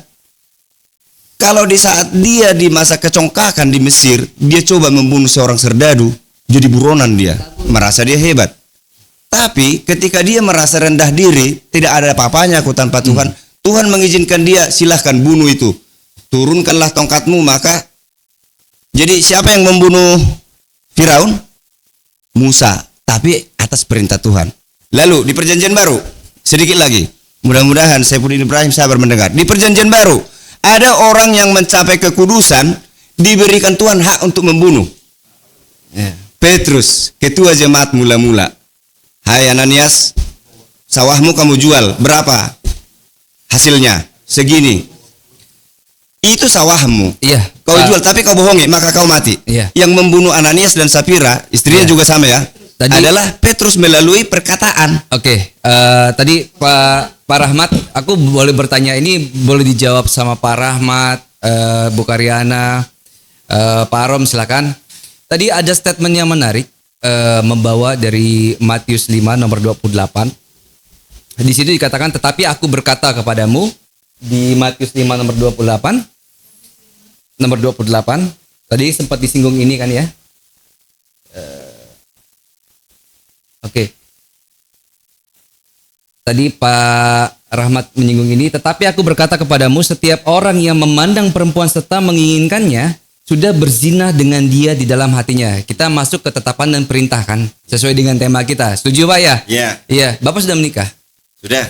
Ketika Bapak pertama kali melihat calon istri Bapak menginginkannya tidak?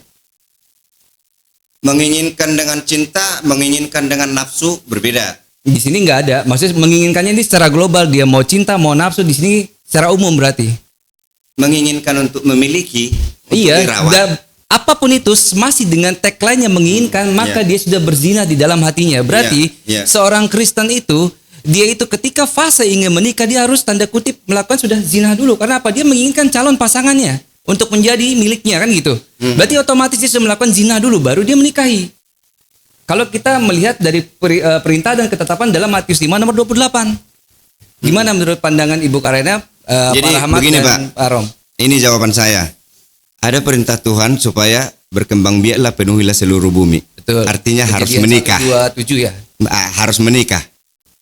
Kalau tidak ada di dalam pikiran laki-laki untuk menginginkan wanita, tidak mungkin ada pernikahan. Betul. Tapi Bertentangan, konsekuensinya kan? harus zina. Jadi ini supaya sinkron ayat ini, menginginkan yang dimaksud di sini, syahwatnya berubah. Itu nafsu, birahi. Beda dengan cinta. Bapak nafsu gak sama istri Bapak sebelum memiliki dia? Saya bernafsu untuk jadikan dia seorang istri saya gitu. Nah, kalau itu pribadi jawabannya ya. Mungkin saya sering. Nah, jadi kita bicara secara umum loh. Kalau pribadi saya ditanya, ya saya orang berdosa. Mungkin berkali-kali saya nafsu. Oh, Bahkan gitu bukan ya? istri saya pun saya lihat saya nafsu. Jadi sudah melakukan zina ya? Udah berzina itu. Oh iya, berarti Bapak sudah berzina Menurut berarti. Saya juga harus ada action. Kalau Iya. tidak ada yang tahu. Oh gitu. Ya, harus ada action. Kalau ada action perubahan berarti itu sudah berzina. Oh gitu. Berarti harus dirajam menurut Yesus. Bukan. Maksud saya yang dibilang anak saya tadi Ah. sampai syahwatnya berubah. Iya, tapi intinya mau syahwat itu berubah atau tidak, dari Matius 5 nomor 28 tagline-nya adalah menginginkannya. Nah, ini harus diperbaiki. Menginginkannya. Saya perbaiki Alkitab ya. Siap. Nggak percaya kalian. Bapak diperbaiki. Nanti akan berkali-kali aku mengucapkan itu. Ada banyak kesalahan translate di Alkitab. Oke. Ini satu narasi yang Pak Rahmat bilang. Berkembang biak. Dia harus menikah. Iya. Jadi setiap laki-laki itu harus menikah gitu Pak ya. Tidak harus, tapi Nggak harus. perintah kepada Adam berkembang biaklah dan penuhilah bumi. Lalu Paulus mengatakan, untuk apa kau menikah menambah beban hidupmu, padahal urusanmu dengan Tuhan kamu abaikan. Itu kata Paulus. Oke, berarti nggak harus menikah. Tidak harus. Tadi barusan Bapak bilang harus menikah. Tidak. Ada perintah mengatakan berkembang biak. Bukan menikah disuruh Pak, berkembang biak. Iya, Iya, tadi dari narasi tadi yang saya tangkap itu Iya, melalui menikah. berkembang biak harus menikah. Jadi perintah Tuhan bisa berjalan. Kan pertanyaannya, ada orang yang tidak menikah, itu bagus menurut Paulus. Iya. Bukan dia melanggar perintah. Iya, betul. Jadi kalau orang tidak menikah, jangan dituduh dia kau melanggar perintah Tuhan. Kau harus berkembang biak katanya. Oh bukan, seluruh bumi supaya penuh. Bukan harus saya yang memenuhi itu, bisa saja orang lain. Oke, kalau berkembang biak, bagaimana cara berkembang biak tanpa pernikahan itu gimana, Pak? Ya itu nggak mungkin. Jadi harus menikah. Ya, berarti harus menikah. Mm-mm. Oke, kalau begitu pertanyaan saya, Yesus nikah nggak, Pak? Tidak menikah. Nggak menikah. Mm-mm. Oke, berarti ketika Yesus tidak menikah, dia melanggar tentang keharusan berkembang biak tadi. Dia yang memberi perintah itu. Ini kita nggak sadar. Umat Islam. Berarti dia yang perintah, dia sendiri yang langgar. Ah, ini penting. sangat berharga. Ini sangat berharga, termasuk Kristen. Siap. Saya tes Bapak ini nggak akan tahu. Siap. Kalau saya tes nggak akan tahu. Oke. Coba saya tes. Coba. Pak, Pak, siapa itu Melkisedek? Jelaskan. Raja Salem itu jawabnya. Ya memang itu tertulis. Raja Salem itu siapa? Ya coba jelaskan. Iya, jadi begini. Jadi Yesus sebelum lahir ke dunia kan dikatakan malaikat kepada Maria, nanti setelah lahir namanya kau sebut ini Yesus Kristus. Sebelum lahir dia sudah ada di surga. Ada bukti-bukti banyak di Alkitab. Sebelum Abraham ada, aku sudah ada. Sebelum Musa ada, aku sudah ada. Maka semua mereka mau melempari Yesus. Kau umurmu belum ada 20 tahun. Itu. Lalu yang kedua, Yesus sebelum lahir ke dunia, dia sudah ada menjabat sebagai imam besar.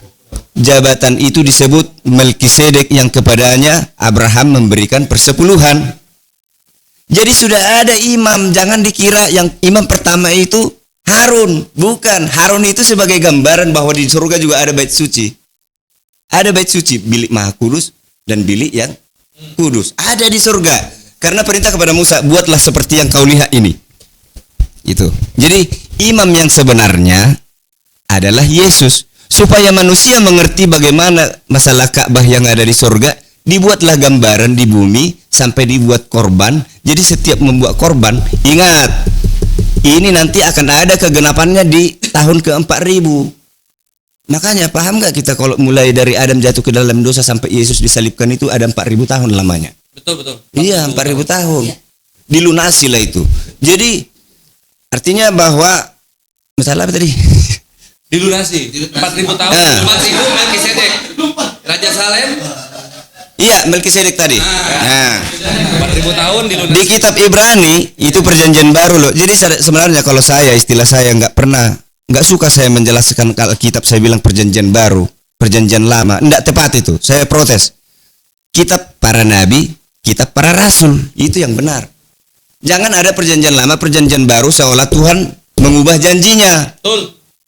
Nggak setuju. Jadi kitab para rasul itulah perjanjian baru yang disebut sekarang kitab perjanjian lama. Jadi di kitab para rasul dikatakan ini masalah lalu diungkap lagi yang di masalah Abraham memberikan persepuluhan bahwa imam besar itu adalah Yesus Kristus sendiri. Ketika dia mati mengorbankan dirinya, dialah korban yang sesungguhnya, korban agung. Jadi korban-korban sebelumnya 4000 tahun yang lalu itu hanya gambaran mengajarkan mereka akan harus ada korban kalau ada dosa. Korban yang sebenarnya ini loh, makhluk surga turun jadi manusia, mati sebagai manusia tanpa dosa. Berarti Yesus makhluk surga. Yesus tadinya sudah ada di surga. Dia meninggalkan keilahiannya, kemuliaannya ditinggalkan. Sebab kalau dia datang dengan kemuliaannya, maka bumi ini akan musnah. Tidak bisa. Ada di kitab Matius ya, kalau nggak salah 3 orang dari rasul ini, Yohanes, Yakobus, Petrus, ketiga-tiganya ini dibawa ke satu bukit, lalu mereka tertidur, lalu Yesus berdoa agak jauh, di dalam tidurnya mereka melihat Yesus, Musa, Elia bersama-sama melihat Yesus dengan kemuliaannya. Coba kalau bayangkan kalau mereka ini orang berdosa ini melihat Yesus dengan kemuliaannya tanpa melalui mimpi. Hangus dia mati. Tapi cara Tuhan melalui mimpi lah aku buat supaya jangan langsung. Jadi makanya baca itu tulisan si Yakobus, baca tulisan si Petrus, baca tulisan si Yohanes, yang 3 ini berbeda. Orang ini yang berani mengatakan yang kami jelaskan ini bukan cerita isapan jempol yang kami dilihat oleh mataku sendiri. Udah kulihat Yesus itu dengan kemuliaannya, itulah yang kalian bunuh. Ya, silakan. Saya garis bawahi tadi, berarti Yesus itu makhluk surga. Iya, benar. Makhluk surga. Melkisedek jabatannya itu Melkisedek imam besar. Melkisedek, bukan Yesus. Setelah lahir kepada Maria disebut namanya Yesus dalam bahasa Yunani. Oke, berarti kesimpulannya adalah Yesus adalah makhluk surga yang turun ke bumi, betul? Iya, betul. Oke. Ada ayat Alkitab. Walaupun dia sebenarnya dengan kemuliaannya meninggalkan keilahiannya dan mengambil rupa seorang hamba. Baik, kalau begitu mohon maaf kalau saya salah menyimpulkan. Kalau Silakan. dikatakan Yesus adalah makhluk surga, berarti Yesus diciptakan oleh Tuhan. Benar. Tuhan diciptakan. Iya. Tuhan diciptakan. Berarti Tuhan diciptakan ya Pak ya? Mana ya? Nanti akan bertanya. Siap. Hitung 5 menit saya jelasin. 5 menit. Oke. Yang kuucapkan ini kalau bertentangan dengan Alkitab, silakan protes di hari kemudian atau sekarang. Siap. Ini Bapa yang tidak berawal dan tidak berakhir, Iya. yang sulit kita jelaskan. Bapa berfirman, anakku engkau, pada hari ini engkau telah kuperanakkan. Maka lahirlah Yesus. Di ayat lain dikatakan dibentuk, lahir. Di ayat lain ciptakan. Ya dari situ pun bisa kita simpulkan. Anakku engkau, pada hari ini engkau telah kuperanakkan. Satu tim. Ya, yang namanya diperanakkan kita udah tahu lah itu ya. Jangan Iya. kayak Rizik Syihab. Ingat kata Yesus asobrum. Kalau dia dilahirkan siapa bidannya? Aduh bodoh kali. Aku mau bilang si Rizik Syihab, kau percaya nggak? Adam diciptakan dari debu tanah. Bidannya si Adam siapa? Gimana sih lo logikamu? Kalau Adam bisa tanpa bidan, apalagi Bapa? Lahirlah. Anakku ada tertulis ya, semua mengaku itu. Ada 3 ayat ya. 3 ayat itu di Alkitab dan penting itu di kitab Mazmur. Ya. Roh yang mengajari. Belum 5 menit ya? Aduh, oke, asal dikasih nanti sampai tuntas. Jadi menurut Pak Rahmat ini firman itu apa, Pak? Jadi Gimik dari Islam. ini arti firman. Islam biar berdua. Apa yang keluar dari mulut Bapa itu firman. Gini, ada beda nggak berfirman dengan firman? Berfirman berarti berkata-kata. Oke, Pak. Firman. Yang saya tanya firman. Firman itu Yesus. Firman itu Yesus. Iya. Sebelum Yesus, Melkisedek itu melalui firman. Iya. Makanya aku bilang Gini Pak Rahmat ya. banyak Kristen sekarang mengaku Kristen tapi nggak ajaran Kristen yang dipakai. Nggak bisa gitu Pak. Pak, kalau statementnya begitu, Bapak akan menyalahkan memang yang sudah dipelajari di Alkitab, di kekristenan. Pokoknya semua yang tidak sesuai dengan Alkitab saya salahkan. Oh ya udah, itu pengajaran Oke, Bapak nggak apa-apa. Makanya kasih waktu sedikit lagi ya. Kasih waktu. Jangan saya buru-buru jadi ngebut ngomongnya jadinya. Bapak berfirman, anakku engkau pada hari ini engkau telah kuperanakkan, maka Alkitab mengatakan 3 jenis, diciptakan, lahir, dibentuk. Nah, saya singkatnya saya bilang diciptakan. Lalu Bapak menciptakan seluruh makhluk surga. Bapak menciptakan melalui dia. Ada di kitab Ibrani. Melalui anaknya ini. Jadi selanjutnya anaknya yang berfirman, jadilah kau Lucifer, jadilah Lucifer. Jadi kau para malaikat, jadilah para malaikat. Lalu semesta alam diciptakan. Nah ini dalam lagi nih, semesta alam beda dengan bumi. Lalu bumi, jadilah kau matahari, jadilah kau begini, jadilah kau begini. Yang melakukan semua perintah itu supaya jadi, yang berproses adalah roh Allah. Jadi Musa melihat, aku melihat roh Allah melayang-layang di atas permukaan air. Kepada Musa difilmkan itu peristiwa itu. Melayang-layang di atas permukaan air. Jadi anak ini hanya mengucap, jadilah kau begini. Yang menyebabkan jadi adalah kuasa Roh Kudus yang tidak terbatas. Kuasa yang tidak terbatas. Lalu kemudian setelah diciptakan itu, berencanalah Bapa dengan anak, marilah kita ciptakan manusia segambar dengan rupa dan tabiat kita. Tidak disertakan di situ Lucifer dan malaikat. Hanya berdua. Gotong royong Bapak sama anak. Tertulis di Alkitab. Gotong royong di Marilah sama kita. anak itu. Tunggu dulu aku jelasin. Kalau marilah kita berarti ada diskusi ya. Iya. Bapak Jangan diskusi makanya sama anak gitu ya. Ya, jadi jangan selalu melulu memang Musa taunya Allah itu tunggal. Tapi kenapa Musa menuliskan marilah kita menciptakan manusia segambar dengan rupa dan tabiat kita. Di terjemahan baru salah itu. Segambar, Rupa dan gambar salah itu di bahasa Batak. Tabiat kok sifat. Nah, beda rupa. Ya rupa gambar sama itu kan, ngapain ditulis 2 kali? Perbaiki Alkitab lagi ya. Iya, perbaiki. Iya. Siap diperbaiki. Siap. Saya Jadi suka sama Pak Rahmat ini sepertinya. Saya suka dengan Pak rupa Rahmat dan ini. gambar sama itu. Iya. Rupa dan tabiat. Iya. Itu yang benar. Di bahasa Batak kena. Iya, mantap. Tudos turupatta doho pangalahotta. Pangalaho itu tabiat. Kena dia. Nah, lalu setelah diciptakannya Adam dan Hawa, seluruh isi bumi, terakhir Adam dan Hawa. Jadi di antara semua yang ada di semesta alam ada kehidupan yang lain yang sama seperti di bumi ini ada Adam dan Hawa. Bumilah yang terakhir diciptakan. Yakin? Jadi Nah, ini sulit ini, nggak terima lah mungkin. Jadi gini, Yesus itu pada intinya dia Tuhan, tapi yang diciptakan oleh Ya. Sang Pencipta, Betul. gitu ya. Tapi ingat, yang menciptakan dia istimewa loh.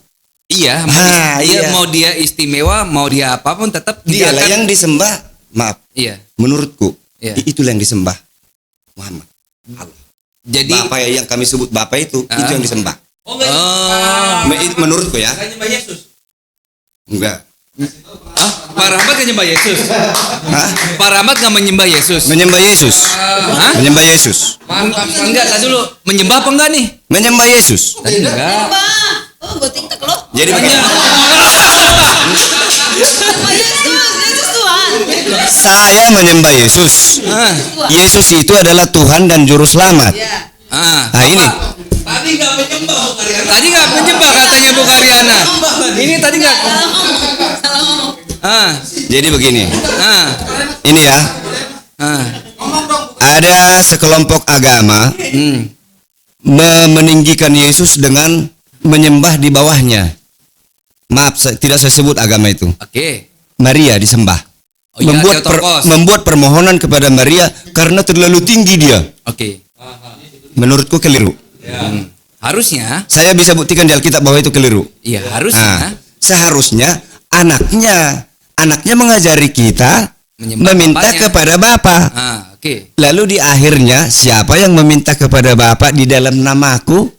Oh itu loh kata Yesus. Iya. Makanya di akhir dari yang diajarkan Bapa kami yang di surga dikuduskan nama dan seterusnya. Karena kami berdoa dalam nama Yesus Kristus Tuhan dan Juru Selamat kami. Itu penutupnya. Apapun yang kamu minta kepada Bapa tidak akan tercapai kalau tidak menyebut nama anaknya. Wasilah jatuhnya pada Islam ya. Komplit, cukup.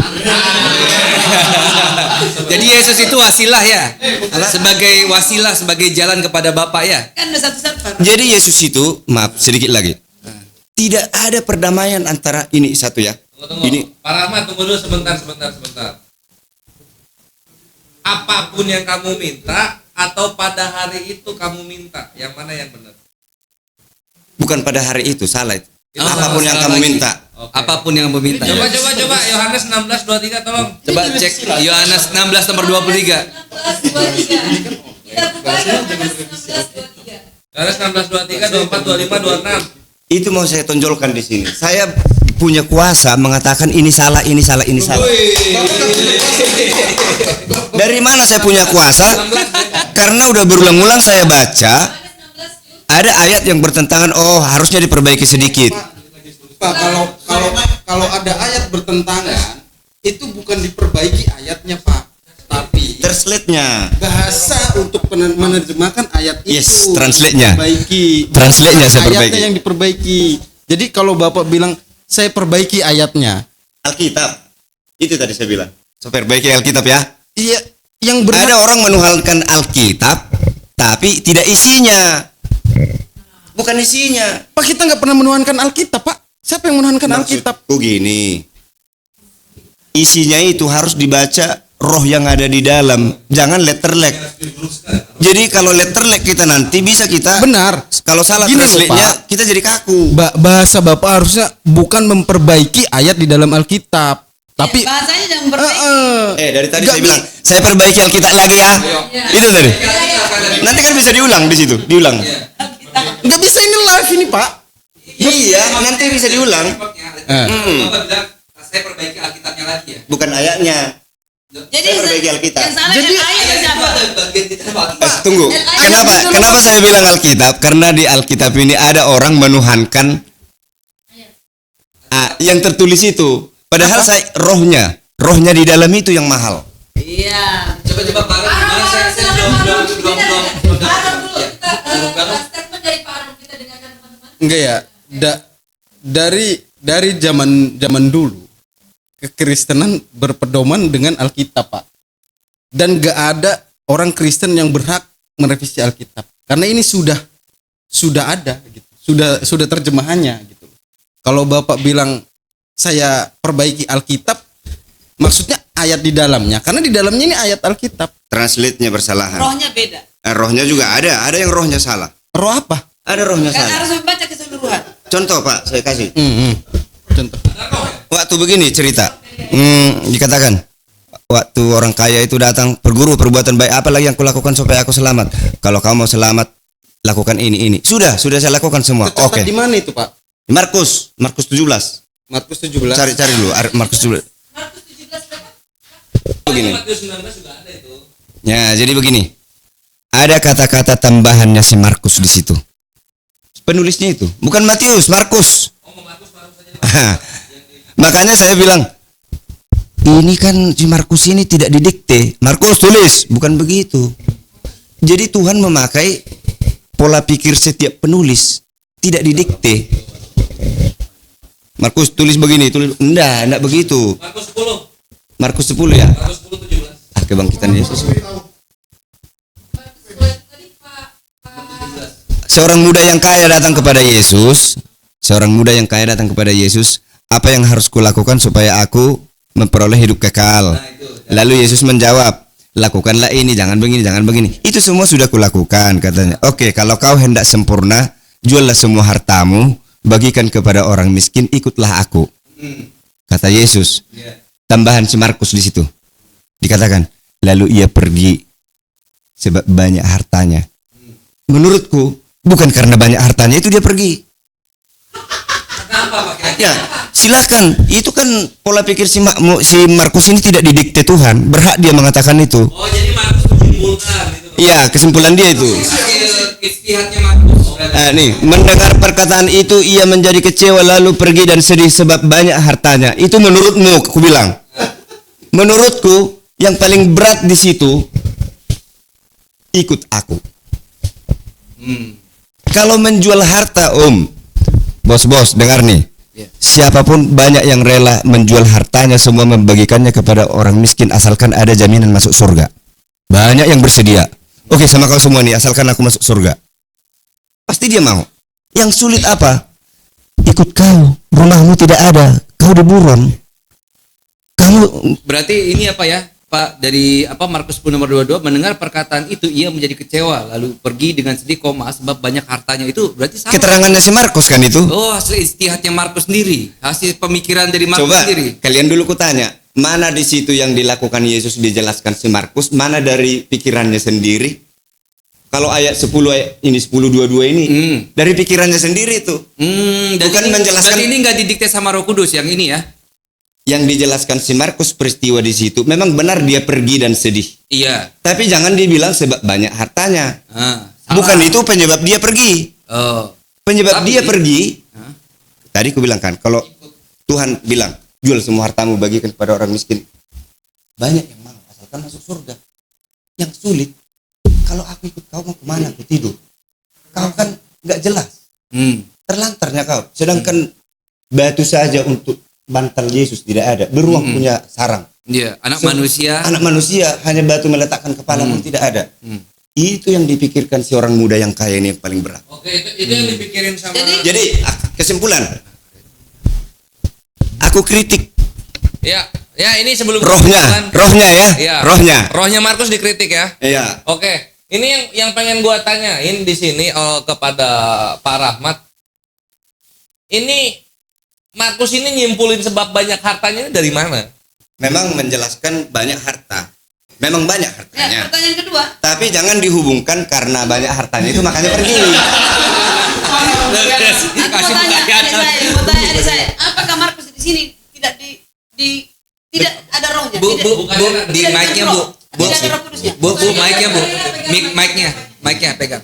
Ingat satu tim. Iya. satu tim. Apakah di sini yang tertulis ini Markus tidak dipenuhi roh atau tidak dari roh? Itu dipenuhi roh. Jadi kenapa dia salah menyimpulkan? Jadi itulah satu bukti bahwa tidak mungkin Tuhan mendikte semua penulis-penulis Alkitab. Contoh, Musa difilmkan kepadanya, ditonton peristiwa itu dengan kalimatnya, bahasanya sendiri. Jangan katakan bahasa Tuhan yang ditulis Musa. Apa yang dia lihat, jelaskanlah itu menurut bahasamu Musa. Tulislah begini. Jadi maksudku tadi yang kujelaskan Bapak ini, Bukan Rena harus nerima, bukan? Karena mukanya Kan- Kayaknya kalau kesel ngomong aja, Bu. Enggak apa-apa, kalau kesel Enggak. ngomong aja, Bu. Kalau kesel aja. jadi saya tidak hanya Aman. yang mau aku sampaikan di situ, saya tidak hanya mengkritik masalah translate, tapi karena memahami rohnya pun berani saya kritik, nggak benar ini. Atau mungkin bisa juga yang mentranslate yang salah menghubungkan itu. Jam 22 tepat, silakan. Saya kasih waktu berapa? 5 menit lagi. Sebelum closing. 5 menit lagi lah. Iya, Bu Karyana masih Dari pihak kami belum ada bertanya. 3 menit, 2 menit ya. 3 menit saya kasih atau 5 menit saya kasih ke mereka. Apa yang di 5 menit ini? buat closing atau bagaimana? Oh, closingnya. 22, kita jam 22. Ya kalau closing 55 aja. Oke. Berarti ini 5 menit lagi. Selesai. Makanya saya kasih 3 menit ke beliau dan 2 menit ke sini. Habis itu selesai kita tutup. Tutupnya tutup closing Ustaz. Iya, selesai. Silakan Pak Aron. Closing dari saya pribadi ya, tidak mewakili tim, dari saya pribadi, karena maaf Pak Rahmat, kita mungkin beda ya pemahamannya ya. Ya nggak apa-apa ya, nggak masalah ya. Satu gereja aja bisa beda, Pak. Iya betul, nggak masalah. Mungkin guru dan pembelajaran yang kita beda ya. Beda dikit. Tetap beda, Bu. Beda roh ya. Beda dikit pun tetap beda, Bu. Oke. Kalau saya hanya mau meluruskan aja pendapat saya, menurut saya yang saya pahami, yang saya pelajari, bahwa setiap penulis di dalam Alkitab itu diilhami oleh Roh Kudus. Jadi tidak mungkin mereka menulis asal-asalan atau semau-mau mereka. Jadi menurut saya nggak ada yang salah dalam ayat Alkitab dan nggak ada yang perlu direvisi perkataan dari semua. Oke, itu aja. Kalau saya selama di Facebook pernah berdebat dengan umat muslim, ada umat muslim mengaku dia muslim, sangat rajin mungkin membaca Alkitab. Ada sekitar 20 pasang ayat di Alkitab yang bertentangan. Di sini jumlah tentara segini, di sini jumlah tentara, padahal peristiwa yang sama. Mana yang benar? Perbaiki Alkitab. Jangan takut memperbaiki Alkitab. Di sini katakan jumlah tentara. Itu contoh-contoh. Jadi pengalaman itu membuat saya tidak ada translate yang sempurna. Harus pribadi kita yang menyempurnakan. Oh, di sini ini benar, yang di sini ini yang benar, yang di sini ini yang benar, di sini salah. Makanya ketika ada doktor tapi di bidang bukan di bidang teologi mengatakan, "Oh, translate ILT3 yang benar." Lalu saya kasih tahu kesalahan ILT3 sama dia. Ini yang menyalibkan Yesus pimpinan-pimpinan Yahudi, ahli Taurat dan Farisi. Di ILT3 pimpinan Yahudinya dihilangkan, berarti dia pro sama Yahudi. ILT3 dirancang oleh orang Yahudi. Kenapa pimpinan Yahudi dihilangkan? Itu kan memperlemah. Padahal ada 3 kelompok, pimpinan Yahudi, Farisi, ahli-ahli Taurat.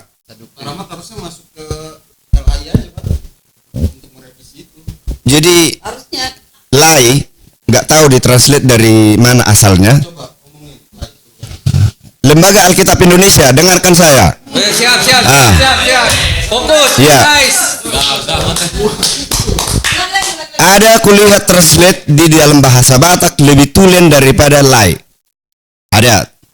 Jadi artinya berarti saya pastikan asalnya lai mengambil terjemahan dari mana saya kurang tahu, bahasa Batak saya kurang tahu, tapi jelas berbeda. Contoh tadi ya, mari kita ciptakan manusia segambar dengan rupa dan gambar dengan rupa. Gambar rupa sama itu. Salah itu tebelai, perbaiki. Oh, siap komandan. Di bahasa Batak dikatakan Iya. rupa dan tabiat kita. Jadi kalau ada dan berarti ada 2 yang berbeda. Ini masa rupa dengan gambar sama itu. Mengenai nama Tuhan. Iya. Di ILT3 Yahweh. Saya bilang ke ILT3, dari mana kau dapat Yahweh? Ngarang kau. Yang ada YHVH. Itu bahasa asli Ibrani. Tapi ini pun jangan kalian dewakan, ini yang benar. Belum tentu. Di masa Nimrod Tuhan memecahkan bahasa. Lah kalau itu belum tentu benar, kenapa Bapak suruh rubah ya gitu ya, Bapak? Kata Bapak itu belum tentu benar. Yang benar menurut bahasa Ibrani YHVH. Ah, ya. Tapi belum tentu itu nama Tuhan yang sebenarnya. Ada nanti alasanku terlalu panjang. Oh iya. Ku jelasin? Jangan Pak, udah. Iya. Ampun Doro, ampun. Ya. Iya, siap. Terlalu panjang. Jadi di masa Nimrod Tuhan memecahkan bahasa dan tidak tahu lagi di bahasa mana itu kata untuk menjelaskan Tuhan itu di mana yang benar. Saya yakin melalui iman saya membaca kitab Mazmur. Berkali-kali Daud mengatakan, berapa lama lagi kau Tuhan menyembunyikan wajahmu kepada kami? Berapa lama lagi kau membelakangi kami, membiarkan orang-orang fasik menginjak-injak orang benar? Maksudnya dari perkataan itu, berkali-kali itu diucapkan itu, Tuhan telah menyembunyikan dirinya, kan? Kenapa dia menyembunyikan dirinya? Karena kita sudah jauh ke dalam dosa. Kalau dia tampilkan dirinya, kita mati. Maka begitu juga namanya. Kalau manusia ada yang tahu nama yang sebenarnya, sembarangan disebut, dia akan mati. Maka disembunyikanlah nama itu untuk menyelamatkan manusia. Jadi kalau ada yang mengatakan Allah, good. Ada yang mengatakan Jehovah, good. Ada yang mengatakan YHWH, good. Tapi tunggu. Karena ada seseorang, ada yang mengatakan harus Yahweh. Kalau kamu berdoa tidak menyebut Yahweh, doamu itu ke iblis. Wah, saya bilang salah. Malah aku bilang, kalau menurutmu, jadi ke iblis itu doa itu? Ya, menurut Bapak kan? Ada yang berpendapat begitu. Justru Nggak jadi Rani. Udah mentok di nama Tuhan tadi kan? Ah iya. Panjang tadi. jadi Yahweh tidak benar itu, ngarang itu dari segi keaslian sejarah. Yang benar itu bahasa Ibrani-nya YHWH. Tapi YHWH pun belum tentu benar. Alasanku ini. Apa tuh? Jadi yang benar YHWH dari bahasa Ibrani kan? Ya. Ibrani sejak kapan ada bangsa Ibrani? Nggak ada yang bisa jawab. Sejak di Mesir. Iya. Yakub, keturunan Yakub dibawa ke tanah Gosen. Iya. Lalu orang-orang Tahun 2000 sebelum lalu orang-orang Mesir mengatakan ini keturunan Ibrahim. Makanya jadi Ibrani. Oke. Berarti sampai ke Yakub, sampai ke Ishak, bapaknya Ishak, Abraham. Pertanyaan, Abraham pernah nggak di Alkitab Tuhan mengajarkan nama kepada Abraham? Aku belum Harus yang namaku, belum. Pertanyaanku ini yang bisa menjawab ini harus pernah membaca semua isi Alkitab. Ya, Ulangan 6 nomor 3 apa nomor 4 ya. Tapi mengenai namaku aku belum Tidak pernah kepada Abraham, tidak Iya, pernah. Pada Abraham. Kepada Musa pernah diajarkan kata ganti. Aku ada. Aku yang ada. Tuhannya Abraham, Tuhannya ini, Tuhannya ini. Itu. Sebenarnya gini, apa namanya? Jadi, ini Nah, ini. tunggu Pak Rahmat, tunggu sebentar. Ini mengenai apa ya? Mengenai nama Tuhan yang benar gitu tuh. Abraham dikasih tahu enggak, tapi dia tahu sebenarnya. Itu bisa dilihat di Kejadian 15:2. Ya. Hmm. Itu Hawa sudah itu. Udah tahu. Sudah tahu Hawa. Hawa Si juga udah tahu. tunggu. Dia tahu. Poinnya aja. Si Hawa Hawa itu di atasnya Nimrod lah, makanya kita kacau. Kita belum dapat poinnya. Yang ku katakan ini setelah Nimrod ke bawah. Nama Tuhan yang benar dari kita apa Pak? Ini urutannya supaya paham lu. Adam, berapa keturunan? Nuh. 10 keturunan Abraham, Ishak, Yakub, Musa, Yosua, Saul, Daud, Salomo, Yerobeam, Rehabeam, lalu ke pembuangan lah orang ini semua. Sampai di masa Daniel. Di masa Daniel di pembuangan ada orang-orang terpilih di situ sampai di zaman Yesus Yahudi. Yahudi yang fanatik, yang merasa paling suci. Makanya dibalaskan sama Arab sekarang. Dulu kalian bilang kami kafir, kalian yang kafir. Gitu-gitu jadinya. Kejadian 15:2 tentang nama. Ya Tuhan Allah, apakah yang akan Engkau berikan kepadaku karena aku akan meninggal dengan tidak mempunyai anak dan yang akan mewarisi. Aku ialah Eliezer orang Damsyik itu. Pembukaan film. Nah, itu kalau Itu kan translate yang buat itu. Nih coba Ya, kalau kita Sefaria, kalau Sefarianya ke Ibrania ke Ibrania bisa nih. Ini membuktikan Abraham pernah berkomunikasi dengan Tuhan. Enggak nama Tuhan. Nama Tuhan. Iya Tuhan. Allah itu ditambahkan lai. Bukan nggak ditambahnya, memang Ibrani ada itu paras mata. Apa ya HWH dibikin? Kores ini gimana? Udah jam Ya, nah waktu juga yang misalkan Sedikit lagi. Pak Rahmat, Abraham tahu nama Tuhannya dari bapaknya. Bapaknya adalah kafir. Alkitab mengatakan. nggak ada tahu dari bapaknya nggak ada itu. Coba tapi Abraham tahu gitu loh. Itulah kenapa nanti kalau di dalam Islam itu kami memuliakan Nabi Ibrahim. Dia tahu Alkitab. Cuman begini loh Pak. Saya mau sarankan ada di Alkitab ini celah untuk tersesat kalau kita membawa itu ke yang kita inginkan. Diberikan jalan Bukan. untuk ke situ. Pak Rahmat, tersesat dalam kitab suci itu ketika kita tidak sola scriptura, tidak mengimani apa yang tertulis, tapi kita menyimpulkan di luar yang tertulis. Contoh tadi tertulis sebab banyak hartanya, nggak bisa. Ini itu jangan sebab banyak hartanya, nah kayak gitu itu nggak bisa Pak Rahmat, gitu kan. Sip ya, gimana? 2 menit menjelaskan ini. Iya. Nanti habis itu Jul, langsung Jul. Ya, sini kita akan melihat Julius atraksi sulap buka kelapa pakai gigi. Betul, Pak. Soalnya Jadi terakhir Pak, jadi mengenai lagi. kejadian Pak, nanti bentar ya Pak. Jadi yang tadi teman saya Aki Kores jelaskan bahwa di dalam teks original dalam bahasa Ibrani di sini dikatakan apa? Vayomer Avram Adonai Yudhe Vafe di situ muncul. Ada Yudhe Vafe di situ muncul. Itu yang tulisan itu Iya. bahasa Ibrani. Apa artinya itu dalam Vayomer dan berkatalah Abram, nama Abram. Oh Lord. Hah? Tuhan. Dia menyebut bukan, Tuhan. itu kita jangan ngelihat pakai translate-nya Ibraninya, Pak. Di bukan 1 2 3 4 nomor 2 1 2 3. Nah ini nah itu. Itu Yud-Heh-Vav itu.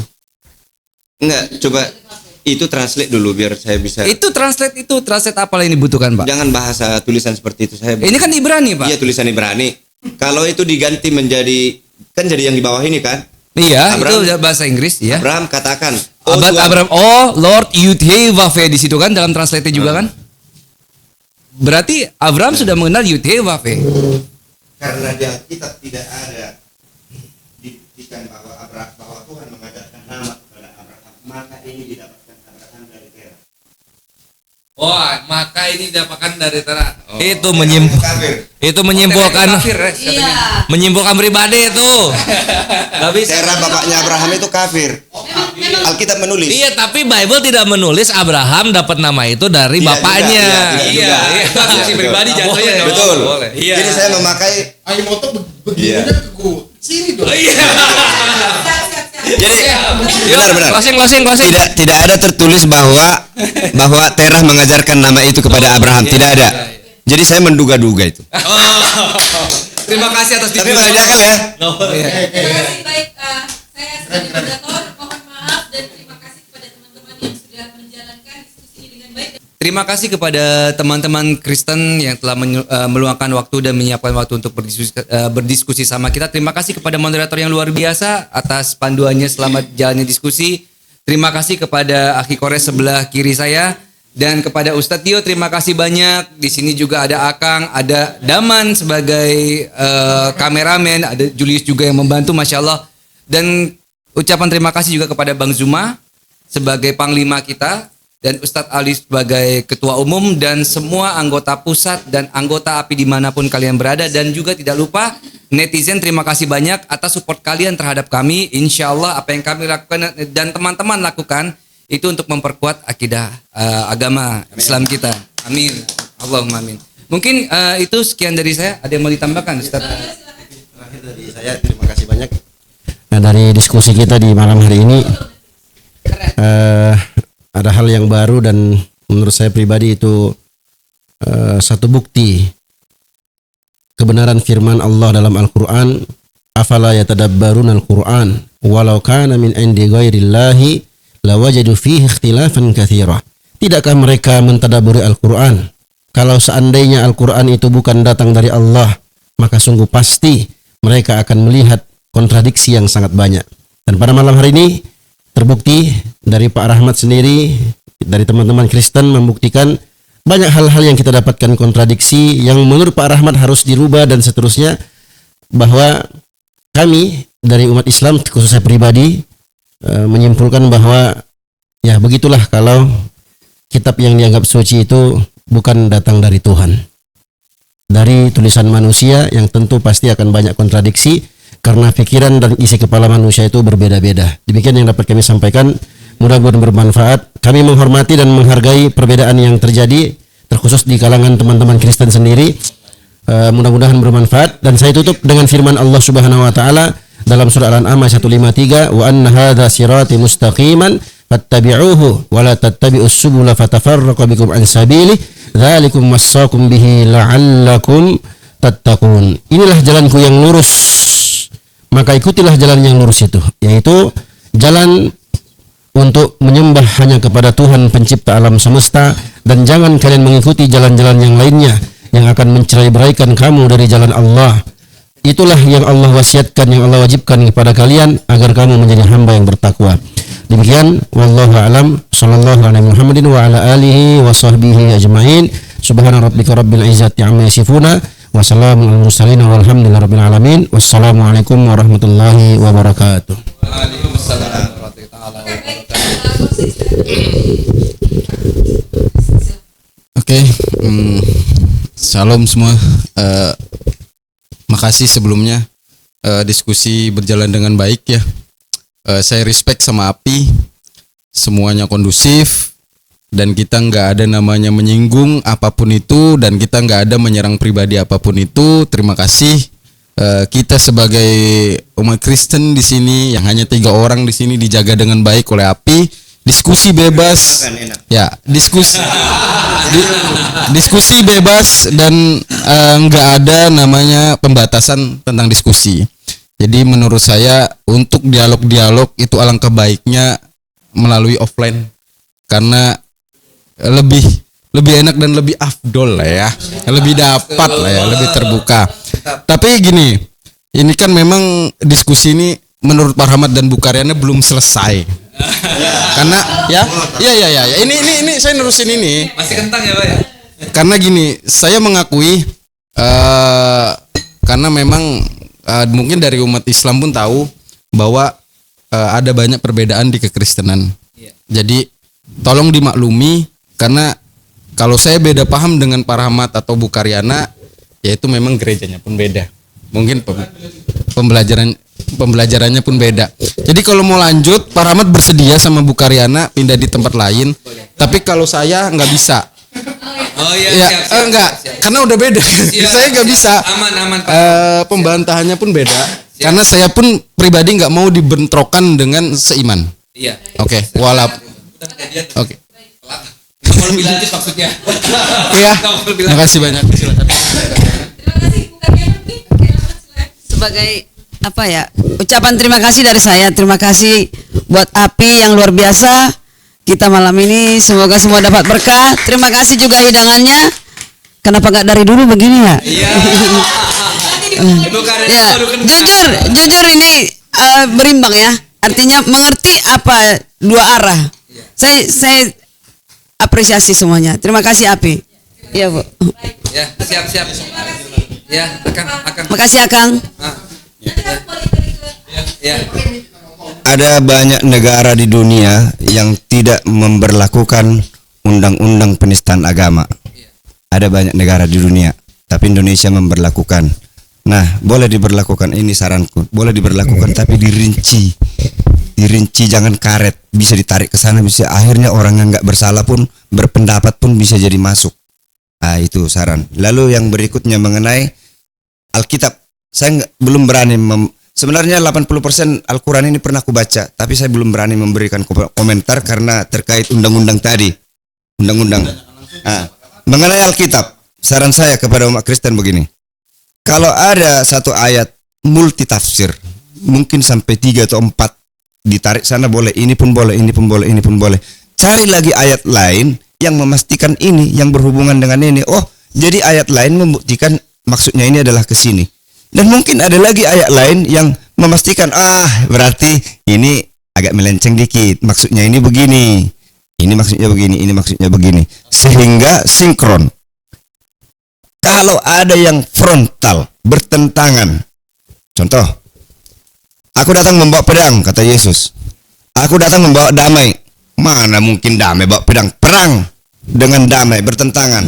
Padahal maksudnya damai antara manusia dengan Bapa, pedang antara Bapa dengan iblis, termasuk bumi yang mengikuti iblis, perang. Itu. Jadi kira-kira itu closing statement saya. Terima kasih Pak Rahmat. Baik, saya kembalikan sebagai moderator. Terima kasih. Saya kembalikan kepada MC terkeren kita, Julius. Silakan. Oke ya, sebenarnya bukan MC juga sih ya. Tapi kita perwakilan dari API ya. Jadi terima kasih buat Pak Rahmat ya, Ibu dan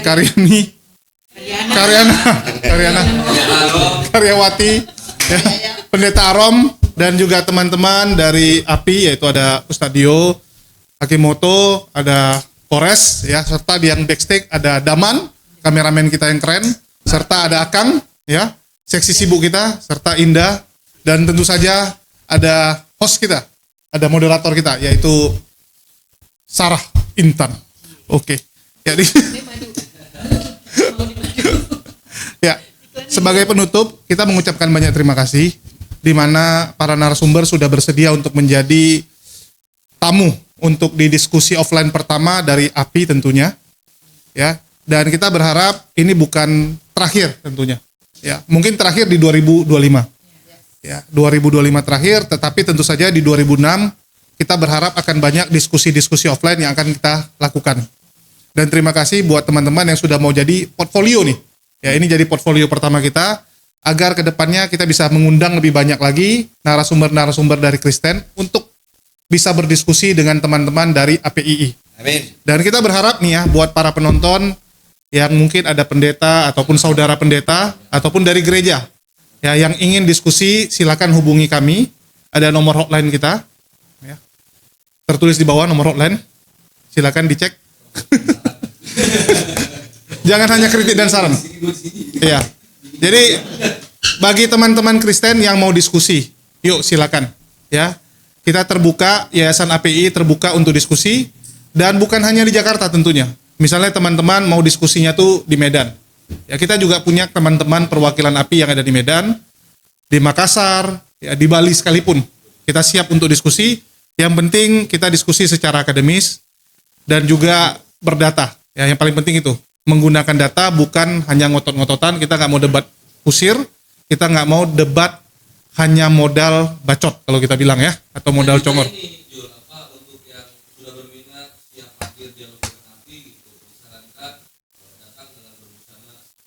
Wih, busananya, ya siap, ya.